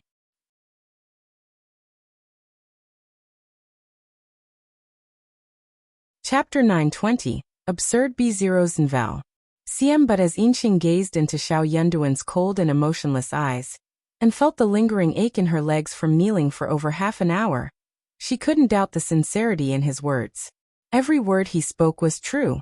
He truly had no interest in her. Yinxing felt a mix of fear and disbelief swirling within her.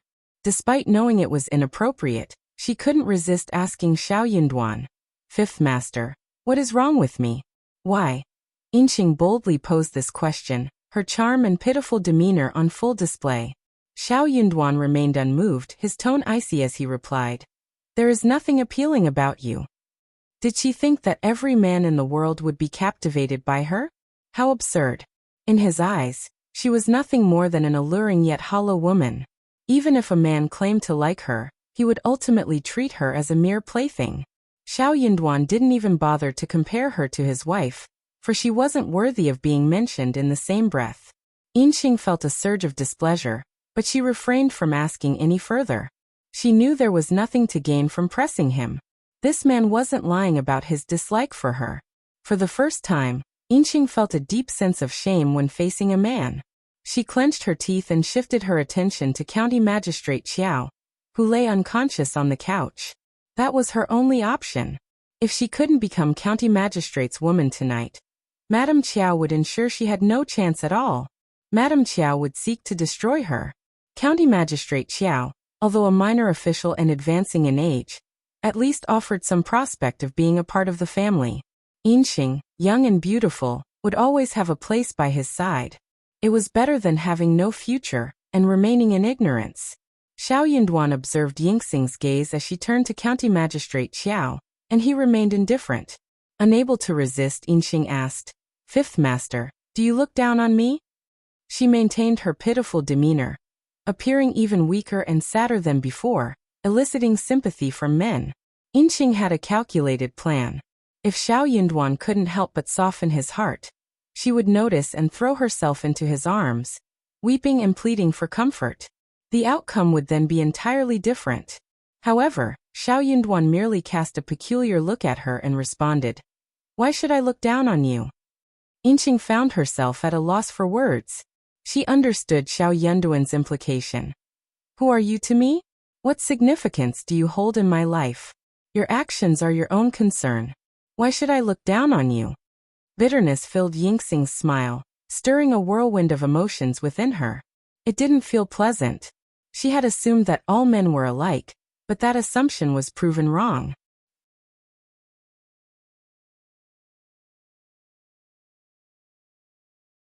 Chapter 921. Get out B0's Nval. CM at that moment. A surge of jealousy washed over Yinxing.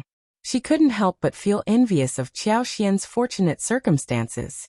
Soon after, Shao Yunduan departed. He had no curiosity about what transpired in the room after he left. All he knew was that he needed to return to his wife promptly.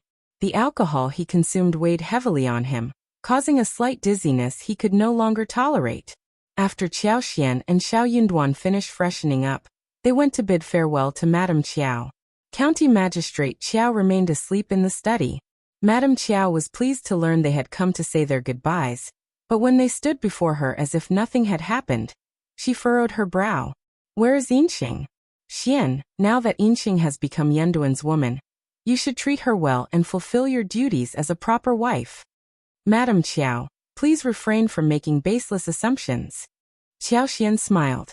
"Yinxing may have become my father's new concubine. Madame Qiao, you can send someone to the study to confirm.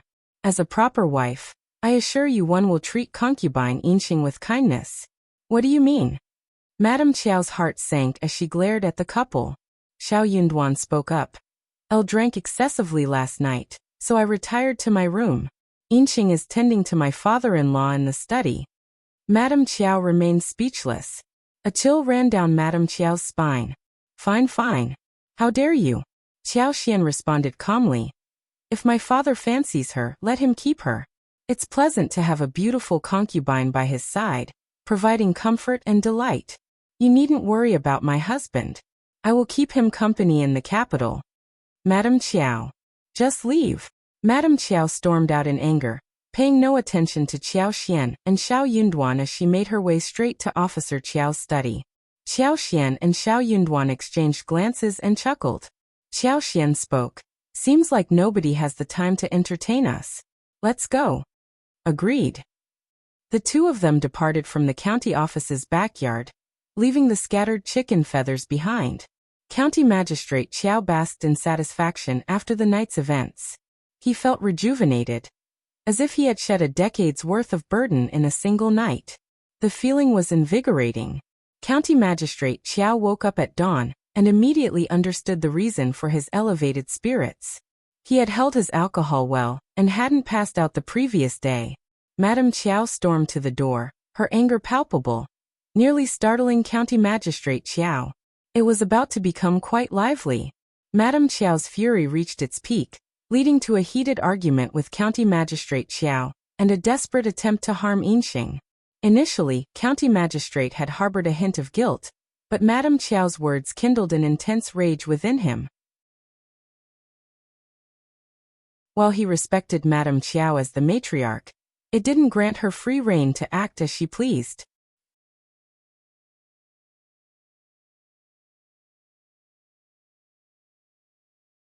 Chapter 922. Unwilling B0 CM County Magistrate Qiao, frustrated with the situation, snapped at Madame Qiao instead. Madame Qiao found herself powerless against Yunxing, who enjoyed the protection of her husband. Yunxing knew that her sole supporter was County Magistrate Qiao. After what she had done to Madame Qiao, she suspected that Madame Qiao wanted her dead. Yunxing was no concubine, she possessed youth, beauty, and a cunning nature. In a calculated move, she leapt before County Magistrate Qiao, feigning weakness and eliciting his pity. County Magistrate Qiao, having finally found such a captivating woman, refused to relinquish the pleasure he had been denied for so long.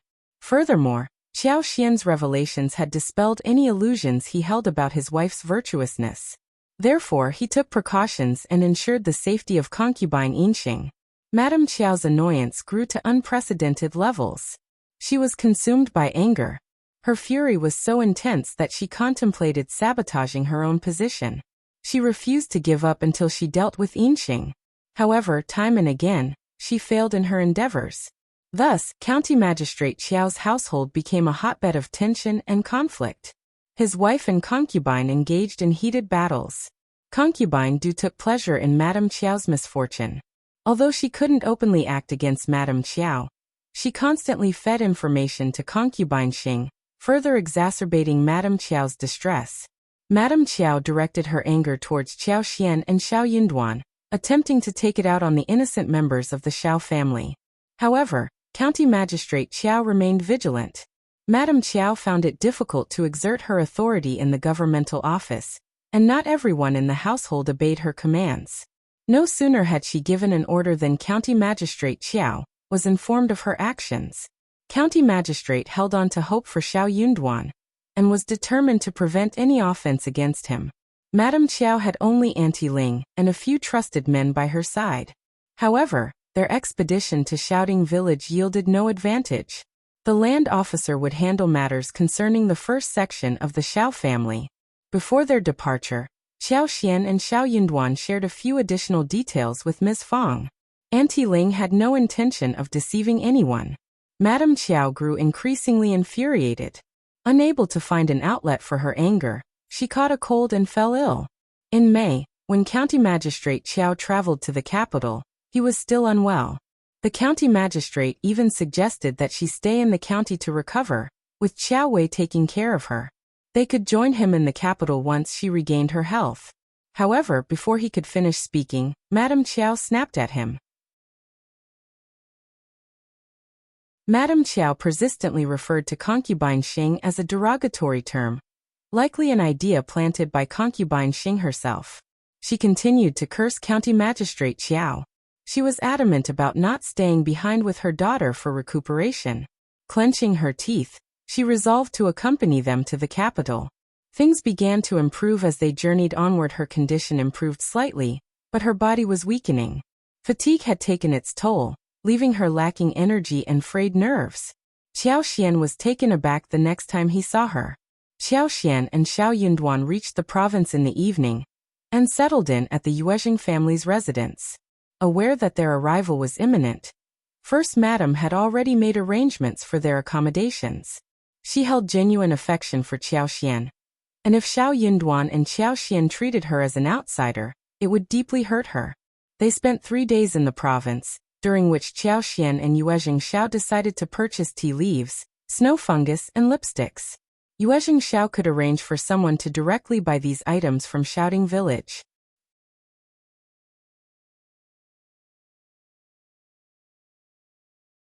Chapter 923. Kindness B0's Unwilling. As the days grew warmer, the dessert store's business was bound to improve. With fresh cassava powder, creeping figs, dragon fruits, papayas and other fruits, along with a sufficient supply of fresh milk from the Xie family, the business was poised to flourish. Qiao Xian couldn't oversee this matter, so Yuezheng Shao had to take charge of it. Qiao Xian went to inspect the dragon fruits and papayas that were planted at the end of the previous year. Thanks to the mild winter, the papayas had begun sprouting leaves, while the dragon fruits looked healthy and green. Having endured the winter without any frost, they had thrived. Qiao Xian utilized her superpower to help them gather energy and vitality, ensuring that they would sprout leaves and bear fruit as the weather turned warmer. By the time she and Shao Yunduan returned from the capital, the papayas and dragon fruits should be bearing fruit in abundance, shouldn't they? Regrettably, sugarcane and pineapples couldn't be planted this year. However, the blooming and fruit-bearing potential of lychees, longans, and mangoes depended on this year. If they flourished, they could be planted on a larger scale next year, and by then sugarcane and pineapples could also be cultivated. Especially sugarcane, which could be used to make sugar. Within her space cabin, the system could identify the most advanced sugar-making processes and the necessary tools and equipment, offering yet another way to generate quick income. 3 days later, the caravan set off for the capital. Qiao Xian, Shao Yunduan, Li Qiao, and Songshe were accompanied by Shao Yunduan's friends, Lu Min and Gu Zhiyou, who were also recommended men. They would travel together, providing mutual support and companionship in the capital. Lu Min and Gu Zhiyou were already aware of Shao Yunduan's close relationship with the wealthy Yuezheng family, the young master of the Xie family, and the prosperous Shao family. They were astounded. They hadn't anticipated having such a powerful ally by their side. Shao Yunduan appeared to maintain a low profile. Rather than feeling envious of Shao Yunduan, Lu Min and Gu Zhiyou admired him. They recognized that Shao Yunduan came from a respectable family and possessed admirable qualities of being advanced, modest, and gentle. They couldn't help but admire him. Their admiration for Shao Yunduan wasn't based solely on his wealth. They continued to hang out with him as they had before. A genuine appreciation grew between them. Shao Yunduan had a keen eye for choosing his friends. However, if Qiao Xian and Shao Yunduan were to learn that Lu Min and Gu Zhiyou saw Shao Yunduan as a low-profile rich man's son, they would find it amusing and bewildering. Those words held no truth in their relationship. On the day of their departure, First Madam bid them farewell alongside Yuezheng Shao and Xie Jingrong. First Madam couldn't help but grasp Qiao Xian's hands, advising her not to be afraid of any troubles she might encounter. She asked Qiao Xian to relay a message to the northwest, where the Yuezheng family's store was located.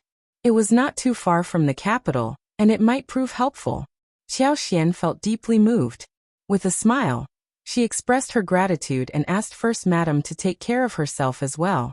The caravan was led by a boss named Tang.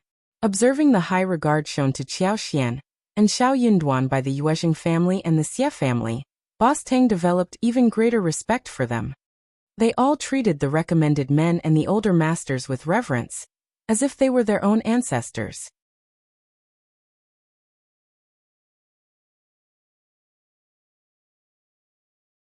Chapter 924. To the capital B0's Unwilling. CM Qiao Xian, Shao Yunduan, Lu Nian, and Gu Zhiyou were not arrogant individuals. On the contrary, they were kind-hearted and did not want to burden others with their presence. They covered their own expenses for food and accommodation, ensuring they didn't take advantage of the caravan. Instead, they would stop for a day and a half upon reaching large towns, purchasing local specialties like candied fruits, fried goods, pastries, roasted chicken, and braised meat to treat everyone. Qiao Xian even instructed Li Qiao, and Songshe to distribute red packets to every member of the caravan based on the position of the recommended men and older masters. They gave the most to Boss Tang, with 30 liang, and at least 2 liang to the laborers, considering it a symbol of good luck. The caravan members were delighted to see their generosity, which led to a significant improvement in friendliness and camaraderie. Initially, some individuals expressed concerns about the scholars joining the caravan, fearing they would be burdened with additional responsibilities. However, all such worries vanished. Boss Tang and the other leaders felt a deep sense of gratitude, and even treated them to 2 meals at a restaurant to express their guilt. Lu Min and Gu Jiao privately expressed their gratitude to Shao Yunduan and Qiao Xian, praising them for their thoughtfulness. They even proposed gathering together. Without the support and consideration of Shao Yunduan and Qiao Xian, they wouldn't have been able to enjoy such freedom during the journey. The trip was remarkably relaxing. Merchants differed from businessmen. Merchants could simply wait in their shops for customers to arrive, while businessmen had to travel long distances and sleep under the open sky. Each journey was challenging, so they made efforts to carry as many goods as possible. Consequently, they didn't travel at a fast pace. Fortunately, the caravan was well established, and they had predetermined places to eat and rest along their route. Shao Yunduan estimated that they would reach the state of Zhang by early March. At that point, their journey with the caravan would come to an end. From the northern part of the state of Zhang, the official road was wide and smooth, without any remote areas to traverse. They could hire a few individuals from the State Zheng Wagon Company to accompany them for the final stretch, reaching the capital in just 3 or 4 days. The spring examination was scheduled for late April, allowing them ample time for adjustments. Their success in the spring examination did not hinge on their current pace. They were already well prepared. During their leisurely journey, they could engage in reading, discuss various articles, and work on their drafts within the confines of the wagon. Everyone remained calm, engaging in conversations and laughter without any sense of urgency. Qiao Xian eagerly anticipated the trip. It was her first time embarking on such a long journey, and she didn't feel the need to rush. Instead, she embraced the scenic views along the way, relishing the experience that expanded her horizons. Being seasoned businesspeople, they had encountered many things in their line of work. They shared stories about customs and interesting incidents they had witnessed over the past few years. While they didn't take everything too seriously, it was still highly intriguing. Qiao Xian displayed a genuine interest in their tales. After leaving the province, they traveled for 4 consecutive days. Besides staying at the finest hotel, they pushed forward until they reached a bustling and vibrant town. They intended to stay in this town for a day to replenish their supplies and exchange goods. The members of the caravan enthusiastically introduced them to the town's unique delicacies and captivating sights, inviting them to explore and indulge. Qiao Xian couldn't contain her excitement, and eagerly anticipated savoring the local culinary delights. Sensing the couple's enthusiasm, Lu Min and Gu Jiao smiled understandingly and discreetly left them alone.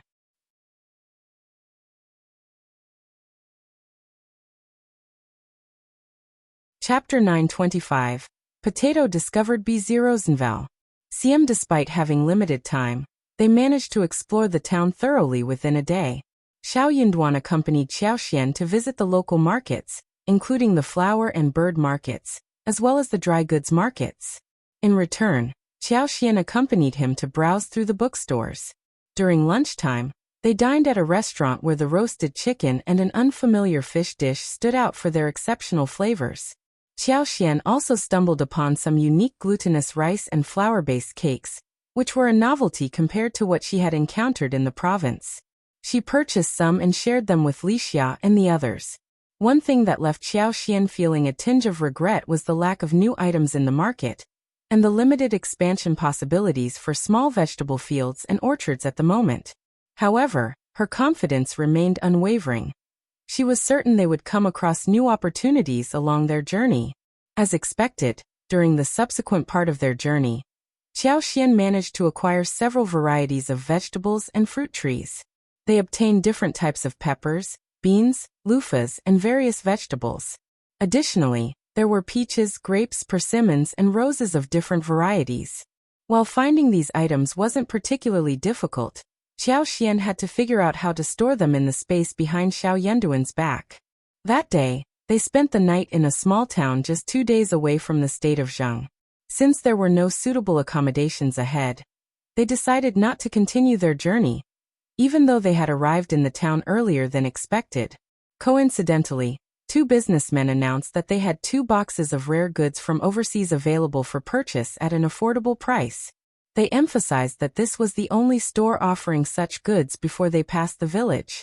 This announcement piqued a lot of interest among the crowd. Qiao initially had doubts about the authenticity of the goods, but an employee from the caravan informed them that the 2 businessmen must have acquired the rare items through illicit means and were discreetly selling them in this inconspicuous location. Such occurrences were not uncommon. Most of the items were genuine, and the prices were reasonable. Qiao and Shao Yunduan became curious and decided to observe the spectacle. The 2 boxes contained a wide array of items, ranging from jewelry with damaged gemstones, fans, bead bracelets, knives, incense, perfumes, wooden carvings, tea leaves, handkerchiefs, to beautiful conch shells and more.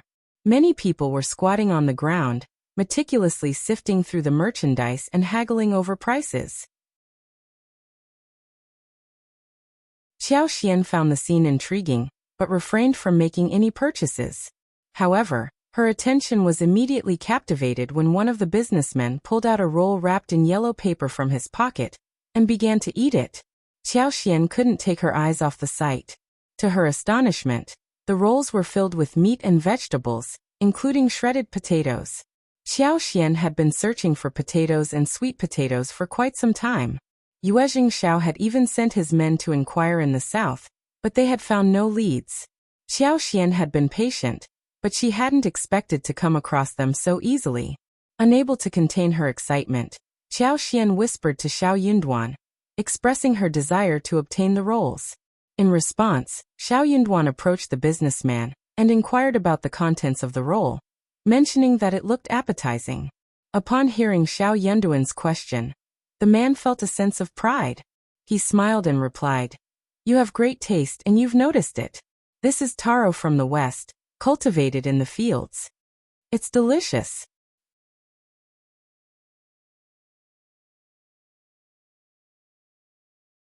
Chapter 926. Taste B0's Unwilling. Qiao grew increasingly eager to taste the taro rolls. She knew they would be delicious. Shao Yunduan smiled and inquired, "It looks delicious. Do you have more taro? Would you be willing to sell some to me?" The businessman was taken aback by the request. In his eyes, the taro was just an ordinary crop, like peanuts or potatoes. It was filling but not particularly flavorful. How good could it really be? Shao Yunduan reassured him with a smile. "I'll simply want to try it for myself." Understanding the situation, the businessman realized that this man must have observed his own enjoyment of the food, and now wanted to experience it for himself. It wouldn't fetch much money, but he could sell a few rolls at least. He was growing tired of it anyway.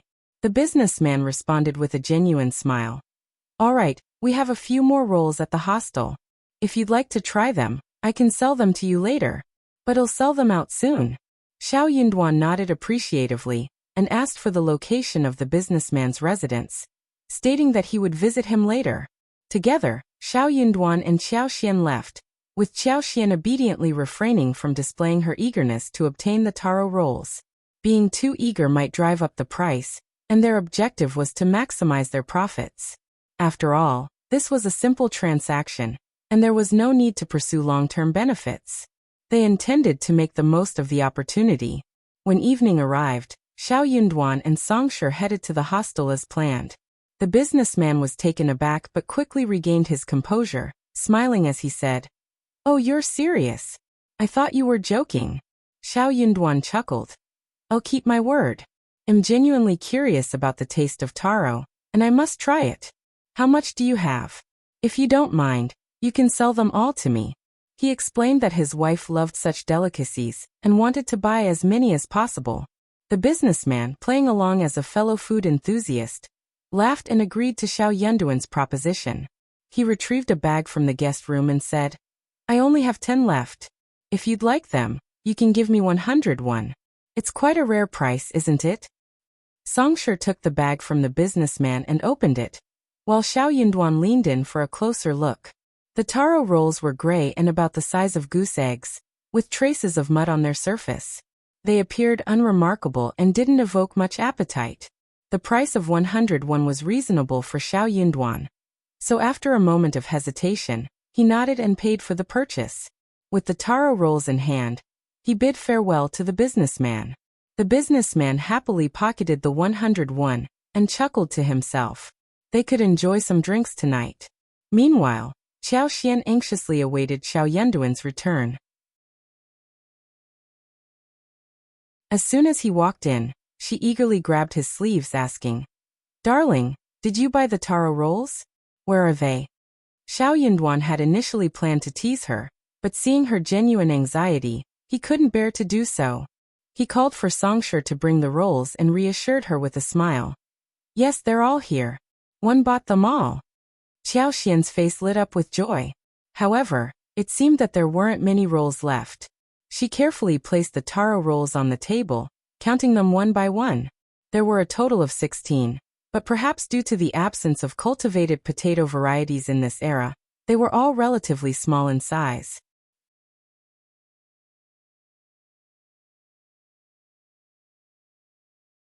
Chapter 927. Beautiful B0s and Val. The three largest taro rolls were only the size of a goose egg, while most of them were about the size of a duck egg. 2 were even smaller, only the size of small eggs. But for Qiao Xian, even if there was only one potato the size of an egg, she could multiply it to cover 2 mu of land within 2 years. Potatoes could be divided into several pieces for planting, as long as each piece had a bud. With her superpower, she could ensure that even the smallest potato pieces would grow well. There were 16 potatoes of different sizes in front of her. After cutting them into pieces, she would have almost 100 pieces, which meant she had 100 potential potatoes. With her superpower, she could nurture each potato piece carefully, and the harvest would likely exceed just 10 or 20 healthy potatoes. Next year, they could start planting on a larger scale. By then, they would have an abundance of potatoes, allowing them to create various delicious dishes. Potatoes were an excellent resource to combat famine. They could be used as both vegetables and a rice substitute. They were easy to cultivate and not demanding in terms of soil. Their yield was remarkable. Similar to cassavas, Qiao Xian had no intention of keeping this resource to herself. She planned to expand beyond Shouting Village. Each family in the village would receive 20 free potato seeds, and those from other villages could purchase 500 grams of seeds for 1 won. The more Qiao Xian contemplated this, the more elated she became. Although she had obtained many new crop varieties in the past, this was the first time she felt such immense joy. "Darling, are the taro rolls good?" Shao Yunduan smiled. Songsher had already left, and they were alone in the room. Qiao Xian said inwardly, of course it was very good, but she could not reveal that. If she did, it would show that she knew too much.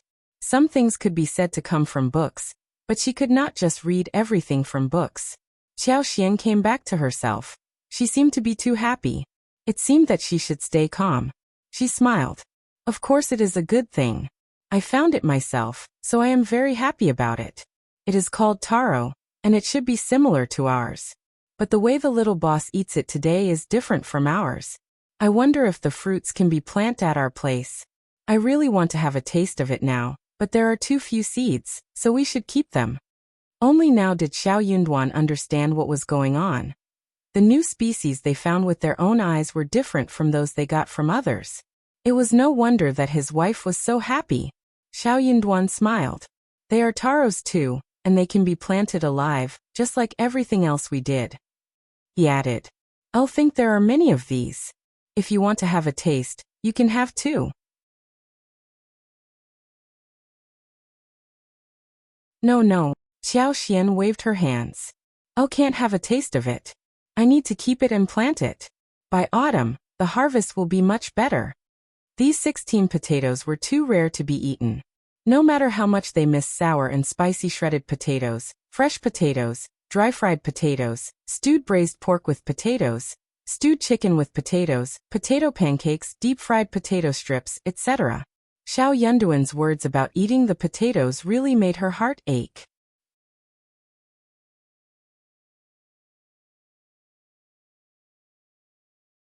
Chapter 928. Not Secret B0's Val. CM Shao Yunduan found her serious expression amusing. All right, we can give it a try next year. Yes, next year will be fine. Qiao Xian felt a surge of happiness. She placed the potatoes back in the middle compartment, but she still worried about the valuable seeds. She decided that storing them in the storage space would be the safest option. Before long, they arrived at the state of Zheng. The city was a vast metropolis situated in the Central Plains, far more expansive and prosperous than the province they came from. Even before entering the city, they could sense the bustle and magnificence of this ancient place. The official road stretched wide and flat, flanked by towering trees on both sides. The road was teeming with people, and numerous caravans transported large quantities of goods into the city. Inside the wagon, they lifted a corner of the curtain and peered outside. The city wall, reaching high into the sky, appeared as imposing as a mountain, seemingly exerting pressure. As they approached the gate, the crowd of people and sedan chairs grew denser. It was a lively scene, but their progress slowed down. By noon they caught sight of the city gate from a distance, yet they didn't enter until 4 in the afternoon. Boss Tang's business had a warehouse and a designated resting place, so they hurriedly unloaded the goods, leaving no time for a proper farewell with Shao Yunduan and the others. Having spent so much time together, they had formed a good bond. Thus, parting ways brought about a tinge of sadness for all of them. They had made plans to gather again after their return to the province, but whether that would ever come to fruition remained uncertain. Shao Yunduan, Qiao Xian, and the others located an inn and requested 3 high-class rooms and 2 standard rooms. They intended to stay here for a few days before resuming their journey. Their first order of business was to relax and rest, as the remaining part of their journey would not be as leisurely. They had to cover a minimum of 300 li each day. While the official road to the north was wide and even, with few remote areas along the way, they couldn't afford to be careless or delay without a large accompanying group. Thus, they pushed their pace as much as possible, hoping to reach the capital sooner for added security. Night fell, bringing about a serene atmosphere. The next day, Shao Yunduan, Lu Min, and Gu Jiao approached the inn manager to inquire about repairing their wagon. It was in need of repairs. They sought out a reputable escort agency in the area, and decided to hire 3 or 4 escorts from the agency. With their original group of masters and servants, they now numbered over 10 people. This arrangement made them feel more secure.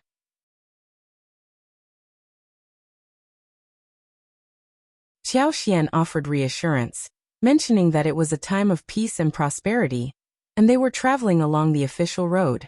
There was no reason to worry. They would surely be fine. Upon hearing this, Lu Min and Gu Jiao felt comforted.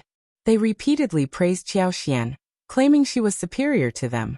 In truth, Qiao Xian wasn't trying to console them. She wasn't afraid at all. She would simply exercise caution along the way and rely on her superpower to survey everything within a 10-mile radius. No powerful thieves could hide from her. Even before they approached, she could manipulate the vines and branches in the mountains to incapacitate them. During the journey with the caravan, they passed through some remote areas with complex terrain. Qiao Xian remained vigilant, utilizing her superpower to observe her surroundings.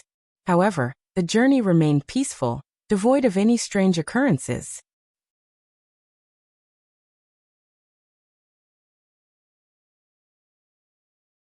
Chapter 929. House in the capital B0's Val.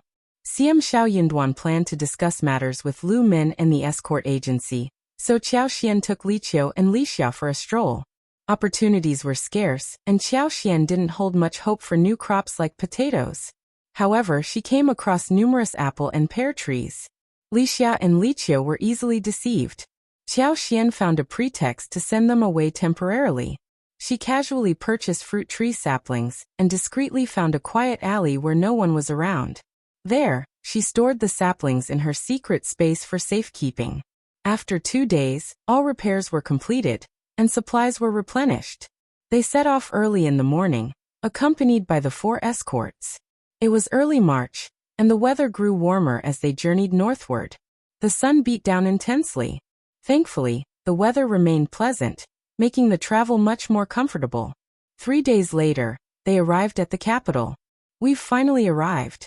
Shao, Yunduan, Lu Min, and Gujiao all gazed at the capital with different expressions. For scholars in the world, the capital represented not just a city, but also the starting point of their aspirations. No matter how ambitious one might be, if they didn't pass the spring examination, everything would be mere empty talk. Only by advancing to the next level would they acquire the qualifications to pursue their dreams.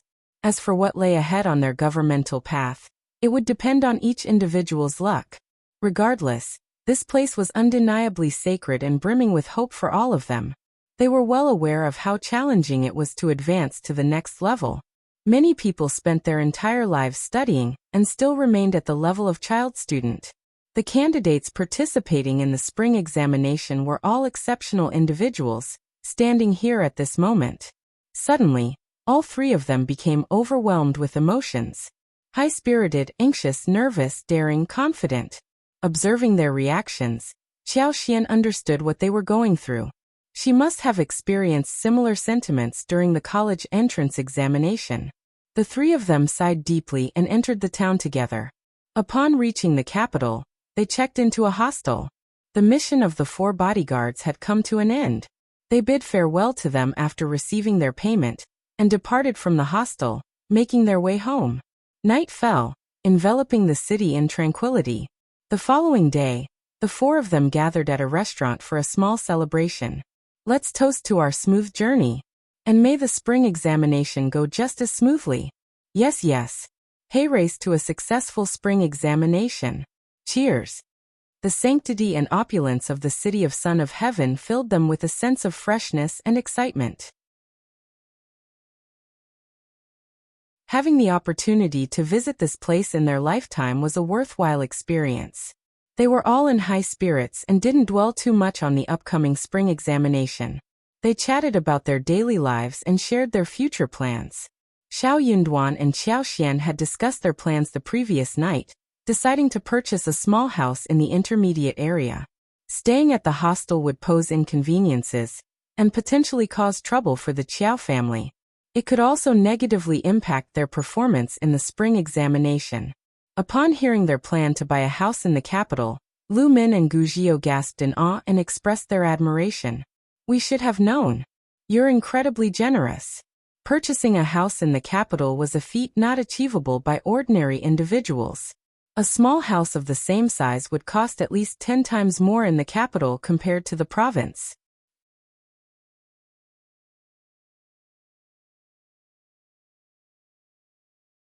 Chapter 930. Prepared B0's Nval. C0 and the thought of such a venture seemed unimaginable to them. Many low-ranking officers would spend their entire lives renting a house in the capital. Shao Yunduan smiled and addressed Lu Min and Gujiao. Brother Lu, Brother Gu, are you planning to move to a different hostel? We will get in touch with you once we've settled. Although their current hostel was not cheap, it fell within an acceptable range for the couple. Staying in the hostel would provide them with better access to information and resources, which was crucial for them, considering their limited knowledge about the capital. Lu Min and Gujiao assured them that they would not be moving out. This way they could maintain contact with one another. The following day, Qiao and Shao Yunduan set out to find a suitable house. With nearly 280,000 liang in her possession, Qiao felt confident in their search. Finding a suitable house proved to be not too difficult. Moreover, they were not overly particular. As long as the house was of intermediate size and had a good environment, sturdy structure, and cleanliness, they could move in after a simple cleaning. They visited 3 properties on the same day, and settled on purchasing a courtyard house in the intermediate section of an alley near the southern moat.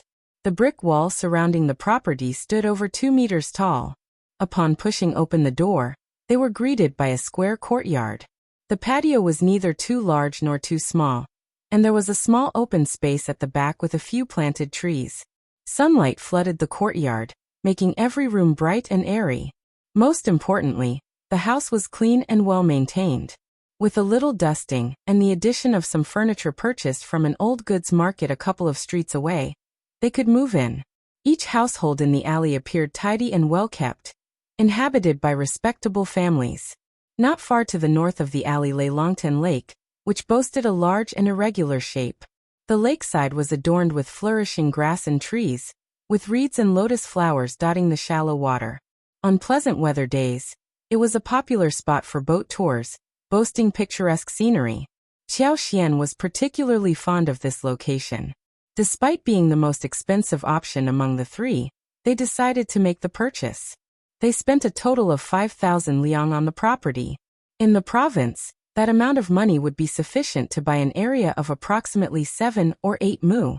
Qiao Xian hired a land agent to assist with the cleaning, using some additional funds for the task. The following day, they furnished the main room, east and west wing rooms and the kitchen, moving into their new home by the afternoon.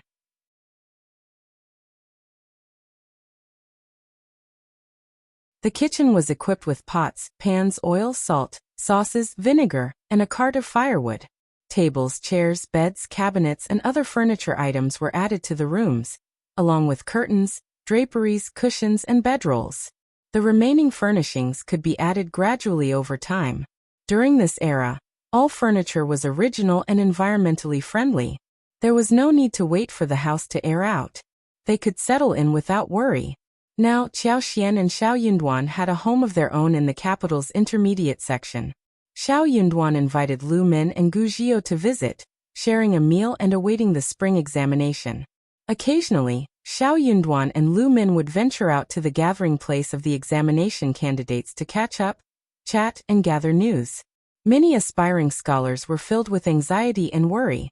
Some formed groups and pooled their money to purchase gifts, hoping to visit nobles or influential families and seek their guidance. They believed that receiving such guidance would be more beneficial than studying for 10 years.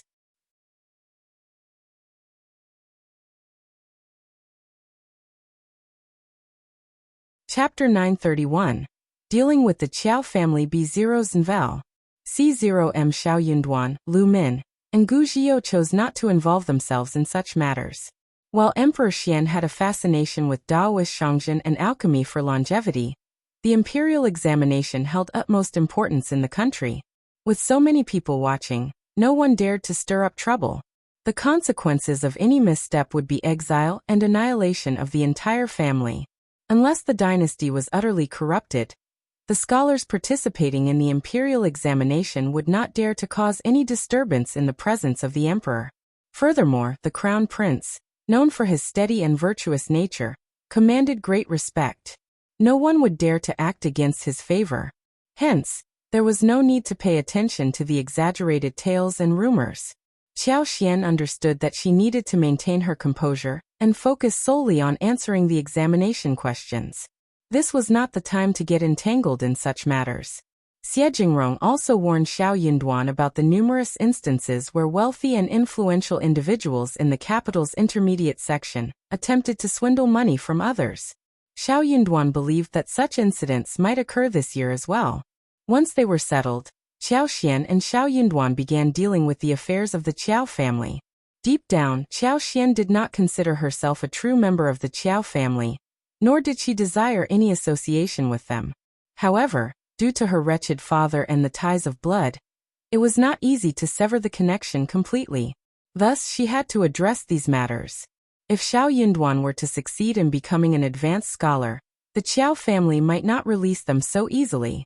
It was crucial to resolve these issues as soon as possible to avoid potential problems in the future.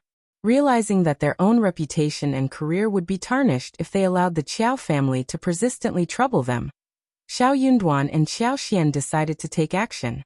They initiated inquiries about the Qiao family and their current situation. Unfortunately, Qiao Xian's father had initially planned to provide Shao Yunduan with a letter of introduction, but due to the unfortunate circumstances surrounding his betrayal and indifference, the letter was lost.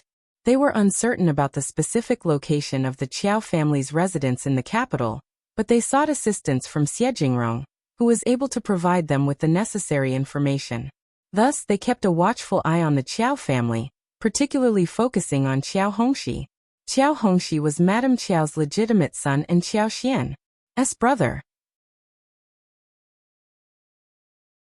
According to the information obtained from Xie Jingrong, Qiao Hongxi was described as proud, conceited, with a false sense of superiority due to his limited knowledge, and possessed a narrow-minded, stingy and jealous nature. He was merely an advanced scholar who had not achieved remarkable academic achievements. Although Qiao Hong's father had been an earl, he lost his title when it came to his children and grandchildren. However, the imperial court still maintained a friendly relationship with him, granting him the title of advanced scholar. Unbeknownst to Qiao Hongxi, his inflated self-perception led him to believe he was exceptionally talented. Despite not being a top-ranked scholar, he was ostracized by influential officials, only managing to become an advanced scholar through mere perseverance. These were precisely the kind of individuals they were looking to confront if trouble arose. Luck was on their side, as an opportunity presented itself after 2 days of observation.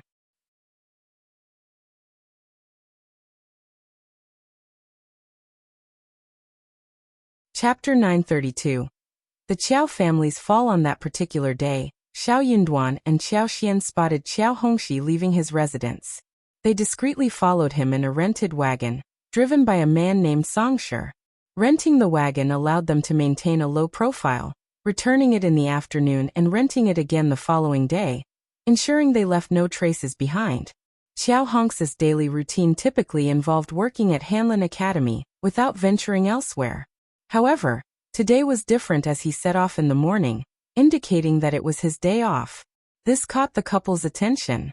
They trailed behind Qiao Hongxi until he reached a street known for selling antiques. Exiting the wagon, Shao Yunduan and Qiao Xian discreetly followed him into one of the stores. Qiao Hongxi was dressed in a bamboo green Confucian robe, donning a square pacifier on his head, and holding a folding fan in his hand, adhering to the standard attire for scholars. However, they knew that they had no connections to noble families, and that the Qiao family was facing financial difficulties.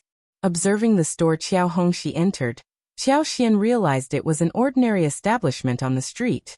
It seemed that Qiao Hongxi couldn't afford anything more upscale. With only 50 liang in his pocket, Qiao Hongxi aimed to purchase a good jade pendant. He had heard rumors that this store offered excellent quality items at affordable prices, fueling his desire to try his luck there. Unbeknownst to Qiao Hongxi, he had become the unwitting target of Shao Yunduan and Qiao Xian's surveillance. Despite being followed for a few days, he had failed to notice their presence. While Qiao Hongxi carefully selected his jade, Shao Yunduan and Qiao Xian observed his actions intently. Qiao Hongxi had set his sights on a jade pendant, but the store manager asked for 88 liang, an amount he simply couldn't afford. He began to negotiate, but before he could make any progress, Qiao Xian abruptly interrupted the conversation. 88 liang is a fair and reasonable price. If you don't want it, just put it down. I want to buy it. Qiao Xian declared confidently, drawing the attention of both Qiao Hongxi and the store manager, who had been haggling over a price of 40 liang. Qiao Xian raised her eyebrows proudly, and shot a disdainful glance at Qiao Hongxi. Turning to Shao Yunduan, she remarked, "Darling, this jade is absolutely beautiful. I adore it." Shao Yunduan adopted a magnanimous expression and chuckled. "Then let's purchase it. 80 liang is not expensive at all. It's even too cheap." The store manager's face lit up with joy. Smiling at them, he exclaimed, "You have excellent taste. Our goods are definitely worth the price." Qiao Hongxi seethed with anger, his face turning green. He retorted, "I was here first." Qiao Xian rolled her eyes and replied, "Can you afford it?" Qiao Hongxi, if you genuinely want to buy it, why do you keep bargaining? Qiao Xian continued, her voice dripping with sarcasm. You don't seem serious about purchasing it at all. If you have no intention of buying, why can't someone else purchase it? Shao Yunduan chimed in. My wife is right. If you don't want it, please put it down. Perhaps you can find something worth 40 liang instead. Qiao Xian chuckled and added, Indeed, I'm sure there are other pieces worth 40 liang in this store. You can ask the manager about them. Qiao Hong's face flushed with anger and then turned pale. He trembled with rage. It was too much. He was a proud man, but the financial struggles of the Qiao family had been weighing heavily on him. Every day, he fretted over clothing and accessories. He had managed to save up 50 liang, hoping to purchase a fine piece of jade, but now he faced such misfortune.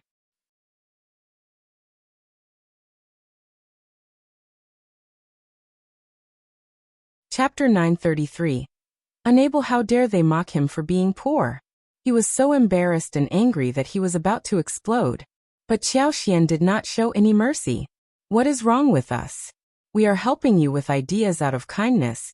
Don't think that we ruining this for you. Qiao Hongxi felt dizzy, and he could not even breathe.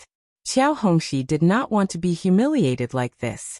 He was about to say something, when Shao Yunduan said calmly, "You really want to buy them?" Qiao Hongxi was startled.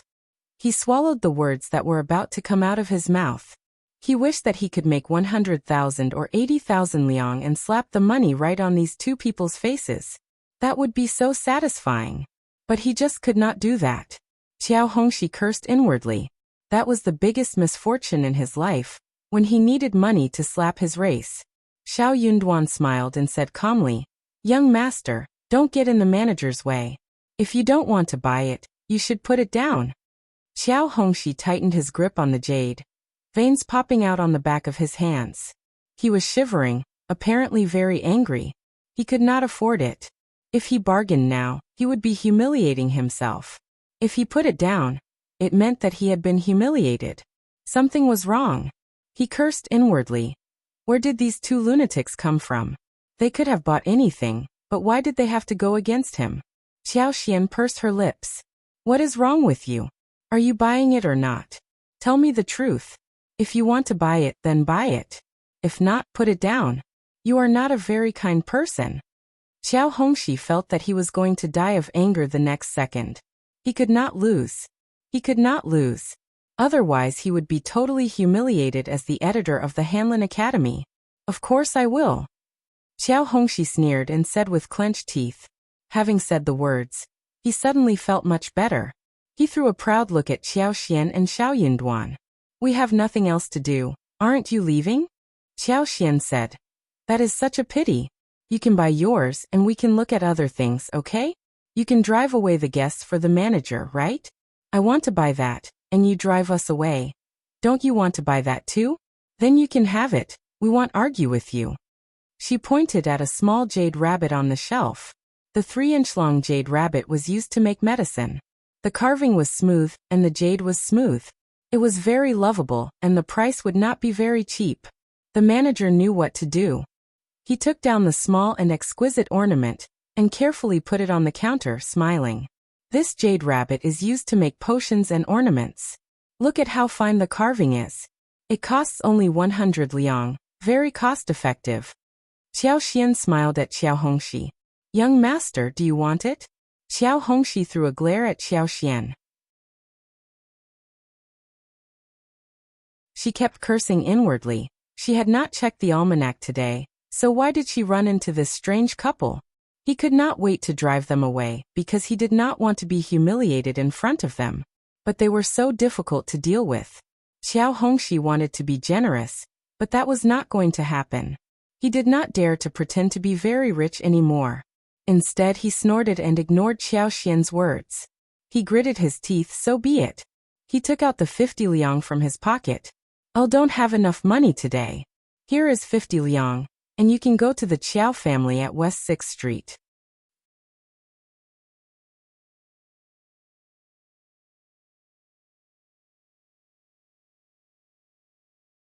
Chapter 934. One day that was not an unusual occurrence. Those esteemed ladies and young gentlemen didn't typically carry a substantial amount of money with them when they went shopping.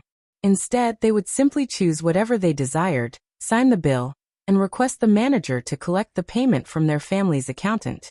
However, there was a prerequisite for this arrangement. The family had to be a regular guest or a legitimate noble family residing in the capital's vicinity. Moreover, the expenses were considerable, amounting to at least several hundred liang, or even thousands or tens of thousands. Firstly, Qiao Hongxi was not a frequent patron, and secondly, the Qiao family lacked recognition. Furthermore, he had requested someone to retrieve 38 liang on his behalf. How audacious! West 6th Street was quite a distance away. The manager furrowed his brow and spoke with a courteous smile. I apologize, young master, But this is a small business that does not extend credit. Additionally, I am the only staff member present and need to attend to the store, making it impossible for me to collect the payment at your doorstep. Perhaps you could return at a later time? Manager Qiao was already affording Qiao Hongxi some face. He was providing him with an opportunity to save face. Qiao Xian and Shao Yunduan remained silent. However, standing beside each other, their satisfaction was evident, intensifying Qiao Hongxi's sense of humiliation. Yet, what other recourse did he have? He was rapidly depleting his funds. He clenched his teeth and resolved to spend an additional 38 taels of silver to acquire the jade, even if it resulted in reprimands. However, they refused to allow him to make the purchase on credit. Their condescending attitude was directed at his lack of wealth. If only he possessed sufficient funds, if the Qiao family still retained their status, and if they remained the affluent and influential family of yore, the manager would not have dared to treat him in such a manner. The couple would not have dared to ridicule him. One day he would revive the Qiao family and exact revenge on those who had belittled him. All right then, next time. Qiao Hongxi feigned composure, but deep inside he was consumed by embarrassment. His words came out stiffly, and his face burned with humiliation. He placed the jade back and exited the shop with his head hung low. He was in no mood to continue shopping, so he made his way home, engulfed in a despondent mood. However, he was suddenly jostled and fell to the ground. Before he could express his anger, the person who bumped into him scowled. "What's wrong with you? Can't you watch where you're going? How unlucky." Then, with a contemptuous spit, she walked away. Qiao Hongxi angrily picked himself up from the ground. This world was filled with snobbish, haughty people. He was nothing but a servant from some family, dressed like a scholar. How dare she treat him with such rudeness? He had neither wealth nor influence. How could he be subjected to such disdain? Misfortune, misfortune. Qiao Hongxi cursed silently, regretting that he hadn't consulted the almanac that day. Annoyed by Qiao Hongxi, Qiao Xian and Shao Yunduan decided not to purchase the jade. Although Qiao Xian didn't like the item Qiao Hongxi had chosen, he bought a jade rabbit for medicinal purposes. The manager bid them farewell with a favorable impression. He smiled and saw them off. As they left the store, they exchanged smiles with each other. Qiao Xian in particular felt a deep inner joy. In the original host's recollection, this elder brother had always been as cold as her father. Every time he looked at her, it was as if she were a worthless pile of rubbish. Even when he witnessed the maids mistreating her, he turned a blind eye.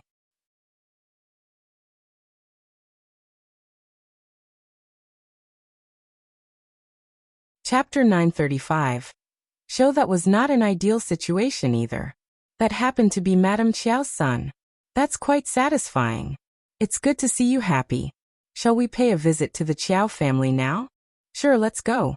It was evident that they weren't afraid to create a stir. Qiao Xian and Shao Yunduan had the advantage of a wagon, while Qiao Hongxi had to rely on his own 2 legs. Consequently, Qiao Xian and Shao Yunduan reached the Qiao family faster than him. County Magistrate Qiao hadn't provided Shao Yunduan with an introductory letter, but Shao Yunduan had written a congratulatory letter after attaining the intermediate level, serving as proof. Additionally, Qiao Xian had been born in County Magistrate Qiao's office and hadn't returned to the Qiao family in the capital since then. However, the Qiao family was aware of her existence. Furthermore, Shao Yunduan was the recommended candidate for the spring examination. Once they revealed their identities, the Qiao family wouldn't turn them away. They didn't take the wagon all the way to the entrance of the Qiao family. Instead, they alighted outside the alley, gave some money to the tea house, securely tied the wagon to the side, and walked toward the door alongside Songsher. After a while, the gatekeeper returned and invited them inside. As for the heads of the Qiao family, none of them came out to greet them. In the hall, Madam Lady Qiao, First Madam Qiao, Second Mrs. Qiao, and First Madam Qiao's youngest son, Qiao Hongming, the 4th son of the Qiao family, were present. Behind a folding screen were the 2 legitimate daughters of the second branch of the family, Qiao Fong and Qiao Li. The 2 sisters whispered to each other, snickering and ridiculing. They discussed Qiao Xian and Shao Yunduan's arrival outside the Qiao family, Madam Lady Qiao and the others were more curious than hopeful. They maintained a guarded stance, knowing that if this couple sought any advantages from the Qiao family, they would never ask for help. First, Madame Qiao remarked that he was merely the husband of a concubine's daughter. So what if he had become a recommended man? Becoming an advanced scholar was no easy feat. The world was filled with countless exceptional young talents, each one unique and extraordinary. How could a son-in-law of a concubine have a chance? If that man truly possessed exceptional abilities, he wouldn't have allowed himself to be taken advantage of by a concubine's daughter. First, Madame Qiao's husband had attained the position of a 6th-ranked officer in the Ministry of Rights due to his connections with the imperial court. His days were numbered, and he was merely wasting his time. Their eldest son, Qiao Hongji, served as an ordinary soldier in the imperial army, earning a modest income each month. The youngest son, Qiao Hongming, held the 4th position, yet he had no significant achievements to speak of. Second, Mrs. Qiao's husband was unemployed, managing 2 small fields and 2 stores. Their son, Qiao Hongquang, the second son, devoted himself to studying and preparing for the imperial examination. However, he was 3 years older than Qiao Hongxi, the third son, and was only considered a cultivated talent. Reaching the intermediate level would prove to be quite challenging for him. When the members of the first and second branches of the family learned that County Magistrate Qiao and his son had both become intermediate advanced scholars, with County Magistrate Qiao even poised to become an advanced scholar himself, they couldn't help but feel a bitter sense of envy. County Magistrate Qiao would soon return to the capital, and likely hold a higher position than old Master Qiao. This fact greatly annoyed First Madame Qiao. Xiao Xian and Shao Yunduan would not be warmly welcomed at the doorstep. As for Madame Lady Qiao, she held a bias towards her 3 sons, just like the short and long fingers she had.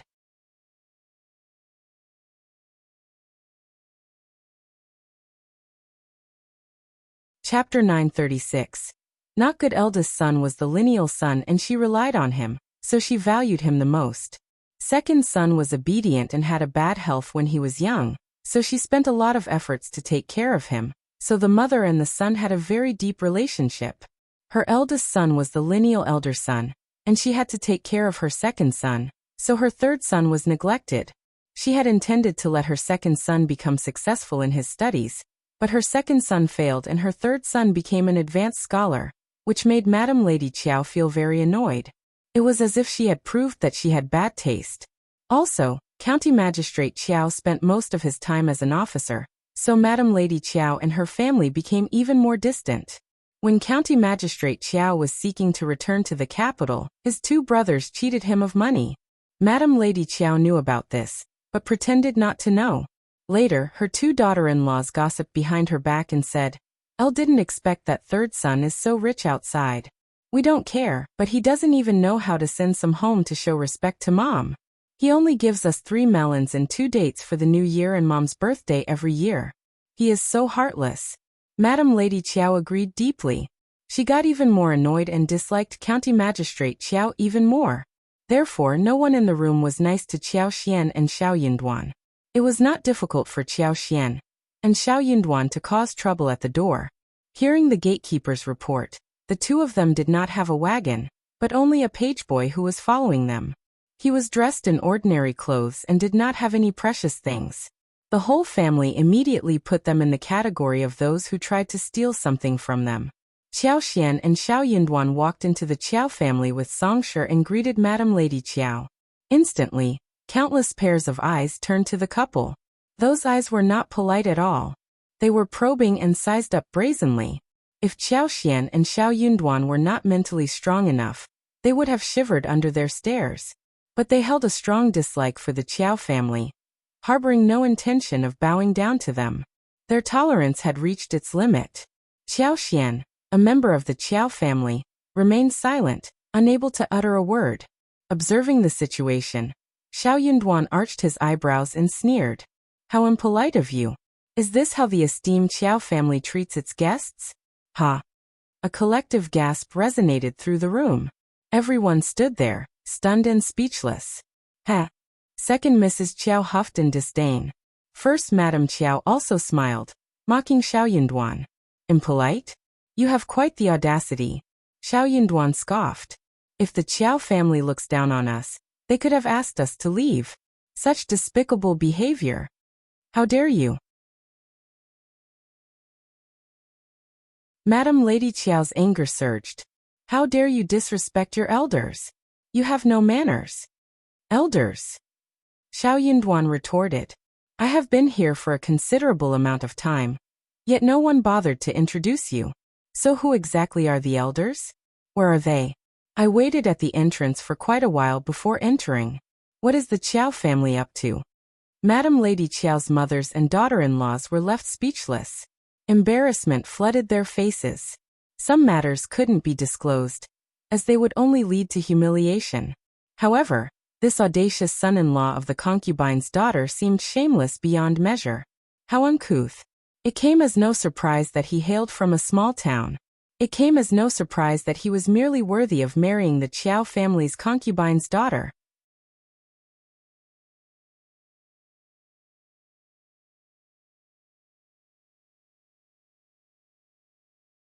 Chapter 937. Humiliation. Xiao Hongming grew increasingly irritated and forcefully slammed the table, bellowing. No one invited you here. You came to our doorstep, and yet you're still so particular? Take a good look at yourself in the mirror. First, Madame Qiao felt a slight alleviation of embarrassment and chimed in. Indeed. Just then Qiao Hongxi returned. Upon hearing that Qiao Xian was present with her husband, Qiao Hongxi became livid. Qiao Xian. Qiao Hongxi rushed into the main hall, with a stern expression. From a distance, he overheard his cousin's angry voice, fueling his fury even more. This shameless creature. His anger was not directed at Qiao Hongming, but at Qiao Xian. He firmly believed that it must have been Qiao Xian and her husband who had offended the entire family. As he stepped into the main hall, his gaze fell upon Qiao Xian and Xiao Yunduan, and his expression changed. What are you doing here? Qiao Xian and Xiao Yunduan were taken aback. Qiao Xian appeared startled, lowering her head and remaining silent. Xiao Yunduan swiftly moved to shield Qiao Xian behind him, countering Qiao Hongxi. It's you who can't afford the jade. Qiao Hongxi seethed with anger and snapped at Xiao Yunduan. You're Qiao Xian's husband? How dare you speak to me in such a manner? Do you have any idea who I am? Qiao Xian, why are you hiding?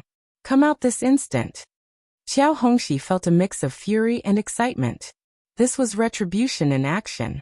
These two wretches had constantly belittled him, and now it was time for him to teach them a lesson. He found himself greatly surprised. Qiao Xian seemed to have transformed after all these years. She used to be timid and submissive, barely daring to breathe audibly in front of others. Had he not witnessed it himself, he wouldn't have believed that the person standing before him today was the lowly concubine's daughter. He felt utterly humiliated by her. Qiao Hongxi was consumed with a desire to thrash her to death. Qiao Xian is my wife, show some respect. Xiao Yunduan's irritation persisted upon hearing Qiao Hongxi's disrespectful address towards Qiao Xian. Qiao Hongxi sneered. I am her elder brother and that is how I treat her. What's your opinion? Don't you know how to properly greet people? Xiao Yunduan retorted. Reciprocity is at the core of etiquette. Since you are my wife's elder brother, I treat you the same way you treat me. You don't appear to be a person of good manners either. Is everyone in the Qiao family like this? Silence. How dare you? What a disgrace. The Qiao family grew exasperated. How audacious. How audacious. How could a son-in-law of a concubine's daughter dare to come to the Qiao family and behave in such a manner? While the Qiao family may have lost their noble title, in their eyes, they still stood as an illustrious family far beyond his reach. Did he truly believe that being a recommended man at the intermediate level made him so remarkable that he garnered praise from ignorant people in that small town of merely 500 meters? They were insignificant within the capital. To the Qiao family they were nothing. How arrogant. Just leave this place. Qiao Hongxi bellowed so loudly that his voice cracked. Xiao Yunduan disdainfully remarked. Why are you shouting like that? You're no scholar.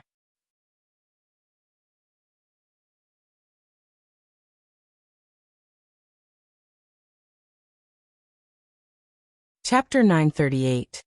So cute. Qiao Hong's eyes widened, rendered speechless. He gasped heavily, his anger too overwhelming for words.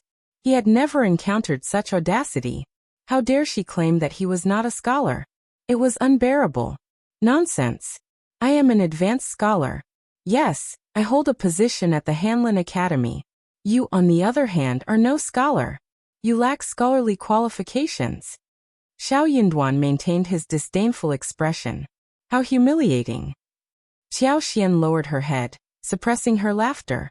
Her husband was simply adorable. Do you think you have the right to make me leave? My father-in-law stated that the Qiao family would take care of me, and invited me to join them when I am in the capital. Madame Yuezheng and the others expressed caution and disgust. Don't even entertain such thoughts. Qiao Hongxi sneered. Taking care of you? You are not worthy. I highly doubt you'll ever attain the rank of an intermediate advanced scholar. Leave this place and spare yourself the embarrassment. Madame Yuezheng's face darkened. The Qiao family does not welcome individuals lacking manners. Do not tarnish the reputation of the Qiao family, Shao Yunduan asserted. That is the nature of the Qiao family. I couldn't care less. Whether I achieve the status of an intermediate advanced scholar is none of your concern. You are not the examiner, thus you hold no authority. Qiao Hongxi trembled even more, angrily snapping at Qiao Xian. You wretched girl. Why are you just standing there? Are you going to allow your husband to humiliate the Qiao family? Come here. Qiao Xian quivered, timidly approaching Qiao Hongxi. Shao Yunduan panicked and tightly held onto Qiao Xian, preventing her from breaking free. Qiao Xian struggled in his grip, but was unable to escape. She glanced at Shao Yunduan, silently signaling him to let go. She didn't care if Qiao Hongxi scolded or even hit her. She secretly hoped that Qiao Hongxi would lose control and attack her. She had resolved to make Qiao Hongxi lose his composure and unleash his anger upon her. However, Shao Yunduan saw through her intentions. He understood that her plan was the quickest and most convenient way to resolve the situation in the province, but he didn't want that. He couldn't bear to see her sacrifice herself. Qiao Xian sighed inwardly and lightly scratched his palm, surrendering. Shao Yunduan slowly released his grip. Qiao Xian lifted her head, her once beautiful eyes turning cold.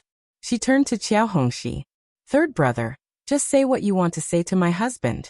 My husband has never humiliated the Qiao family, nor has he made such remarks. Third brother, make it clear that you're not bullying us just because you have the advantage of numbers. The faces of the Qiao family members darkened. Qiao Hongxi felt even more humiliated in front of the senior members of the family. Fine, you're so rebellious. You were never like this before, but now look at you. You don't deserve to be part of the Qiao family. Qiao Xian smiled. I am the daughter-in-law of the Shao family, my husband's wife. What purpose did she serve as a daughter of the Qiao family? She had never taken advantage of her position when she was considered a member of the Qiao family. On the contrary, she had led a miserable existence. Hence she didn't care. Qiao Hongxi was provoked by her nonchalant demeanor. He felt a sense of discomfort in his failure. You may be arrogant now, but when you face mistreatment in the future, you will have to beg us for help. At that time, you'll have to rely on us to defend you.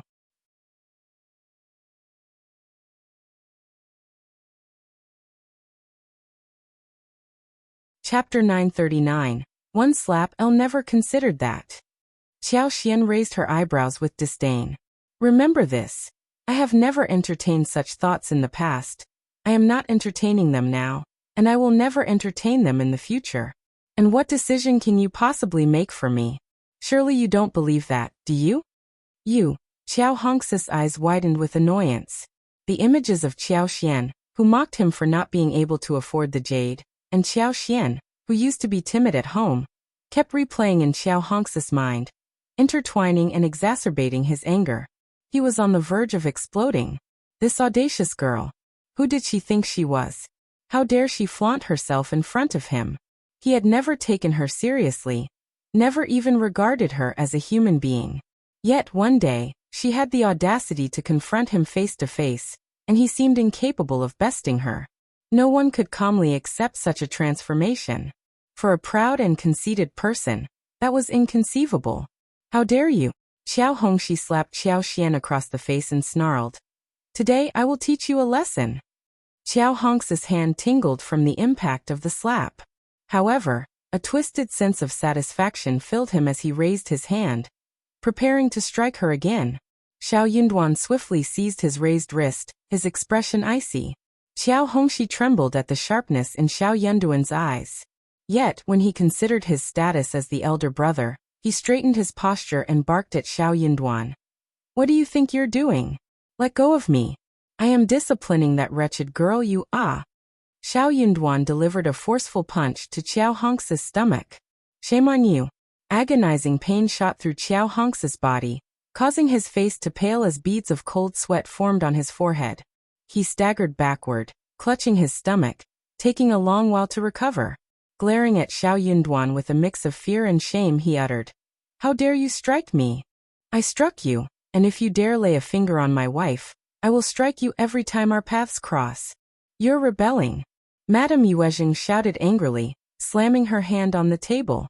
How dare you? Where do you think you come from? How dare you raise a hand against us in our own home? Kneel down and confess your sins. Every girl in the Qiao family knows the rules. You will never set foot in our door again. Madame Yuezheng breathed heavily, her anger palpable. As a grandmother with many grandchildren, she had always treated Qiao Hongxi well.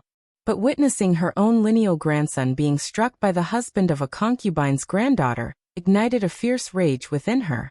It was a humiliation. First Madame Qiao and second Mrs. Qiao exchanged glances, their expressions filled with delight. They eagerly anticipated the clash between the lineal and concubines branches of the family. Didn't you hear what Madame Yuezheng said? Kneel down and apologize. Show some manners. That's right, Qiao Xian, you are a daughter of the Qiao family. Don't you care about your own kin? How did third sister-in-law raise this concubine's daughter to be so arrogant? Exactly. Qiao Hongxi signaled for a maid to assist him in standing, and with one hand on his stomach he retorted coldly, Don't misunderstand, second aunt-in-law. Some people are born with a lowly nature, and no amount of teaching can improve them. It has nothing to do with my mother.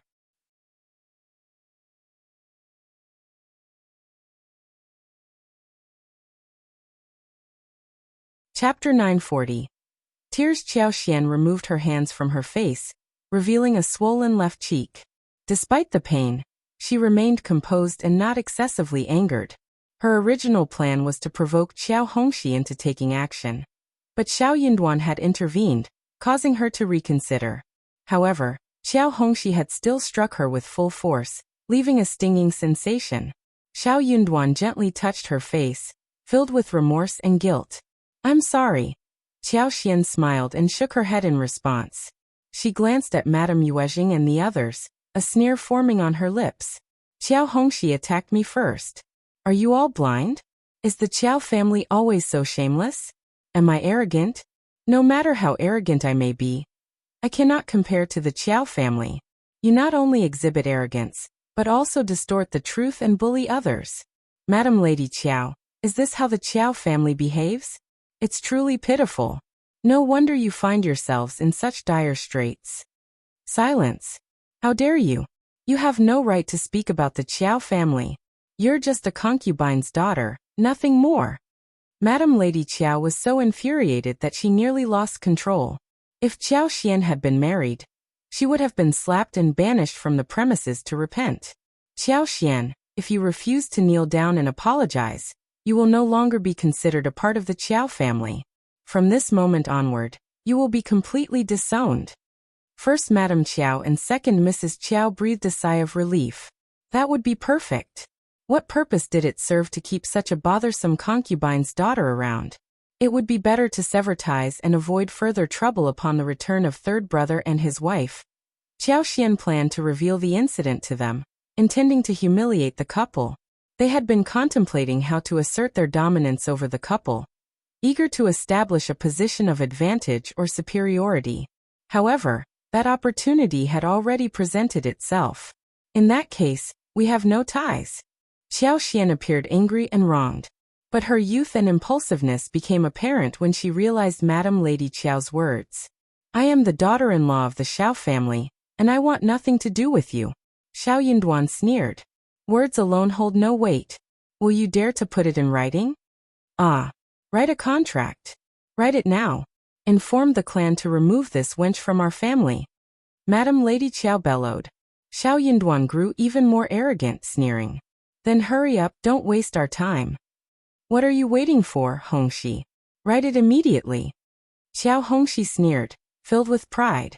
Yes, Grandma. With those words, he instructed someone to fetch the necessary materials for writing, fully intending to do so in front of Qiao Xian and Shao Yunduan. He felt inwardly elated, certain that a woman without her own family's support would never find happiness within her husband's family. He planned to make Qiao Xian suffer so immensely that she would have no one to defend her. Wasn't she arrogant? One day she would weep. She would pay for her actions. Even if she knelt before her family and pleaded for forgiveness, they would not bat an eye. She was a domineering and foolish person who deserved no sympathy. As for Shao Yunduan, he was merely a conceited man. What true skills did he possess? How could he have the audacity to participate in the spring examination in the capital? Someone would surely teach him a lesson. He was going to wait and see that happens. You're tuning in to the Li Mei's Wuxia Whispers YouTube channel. We're so grateful for your support, and don't forget to subscribe to join us on this incredible journey through captivating stories. Your generosity through donations truly makes a world of difference, as it's the primary source of revenue that allows me to expand and enhance this channel for you. Thank you from the bottom of my heart for being a part of this adventure.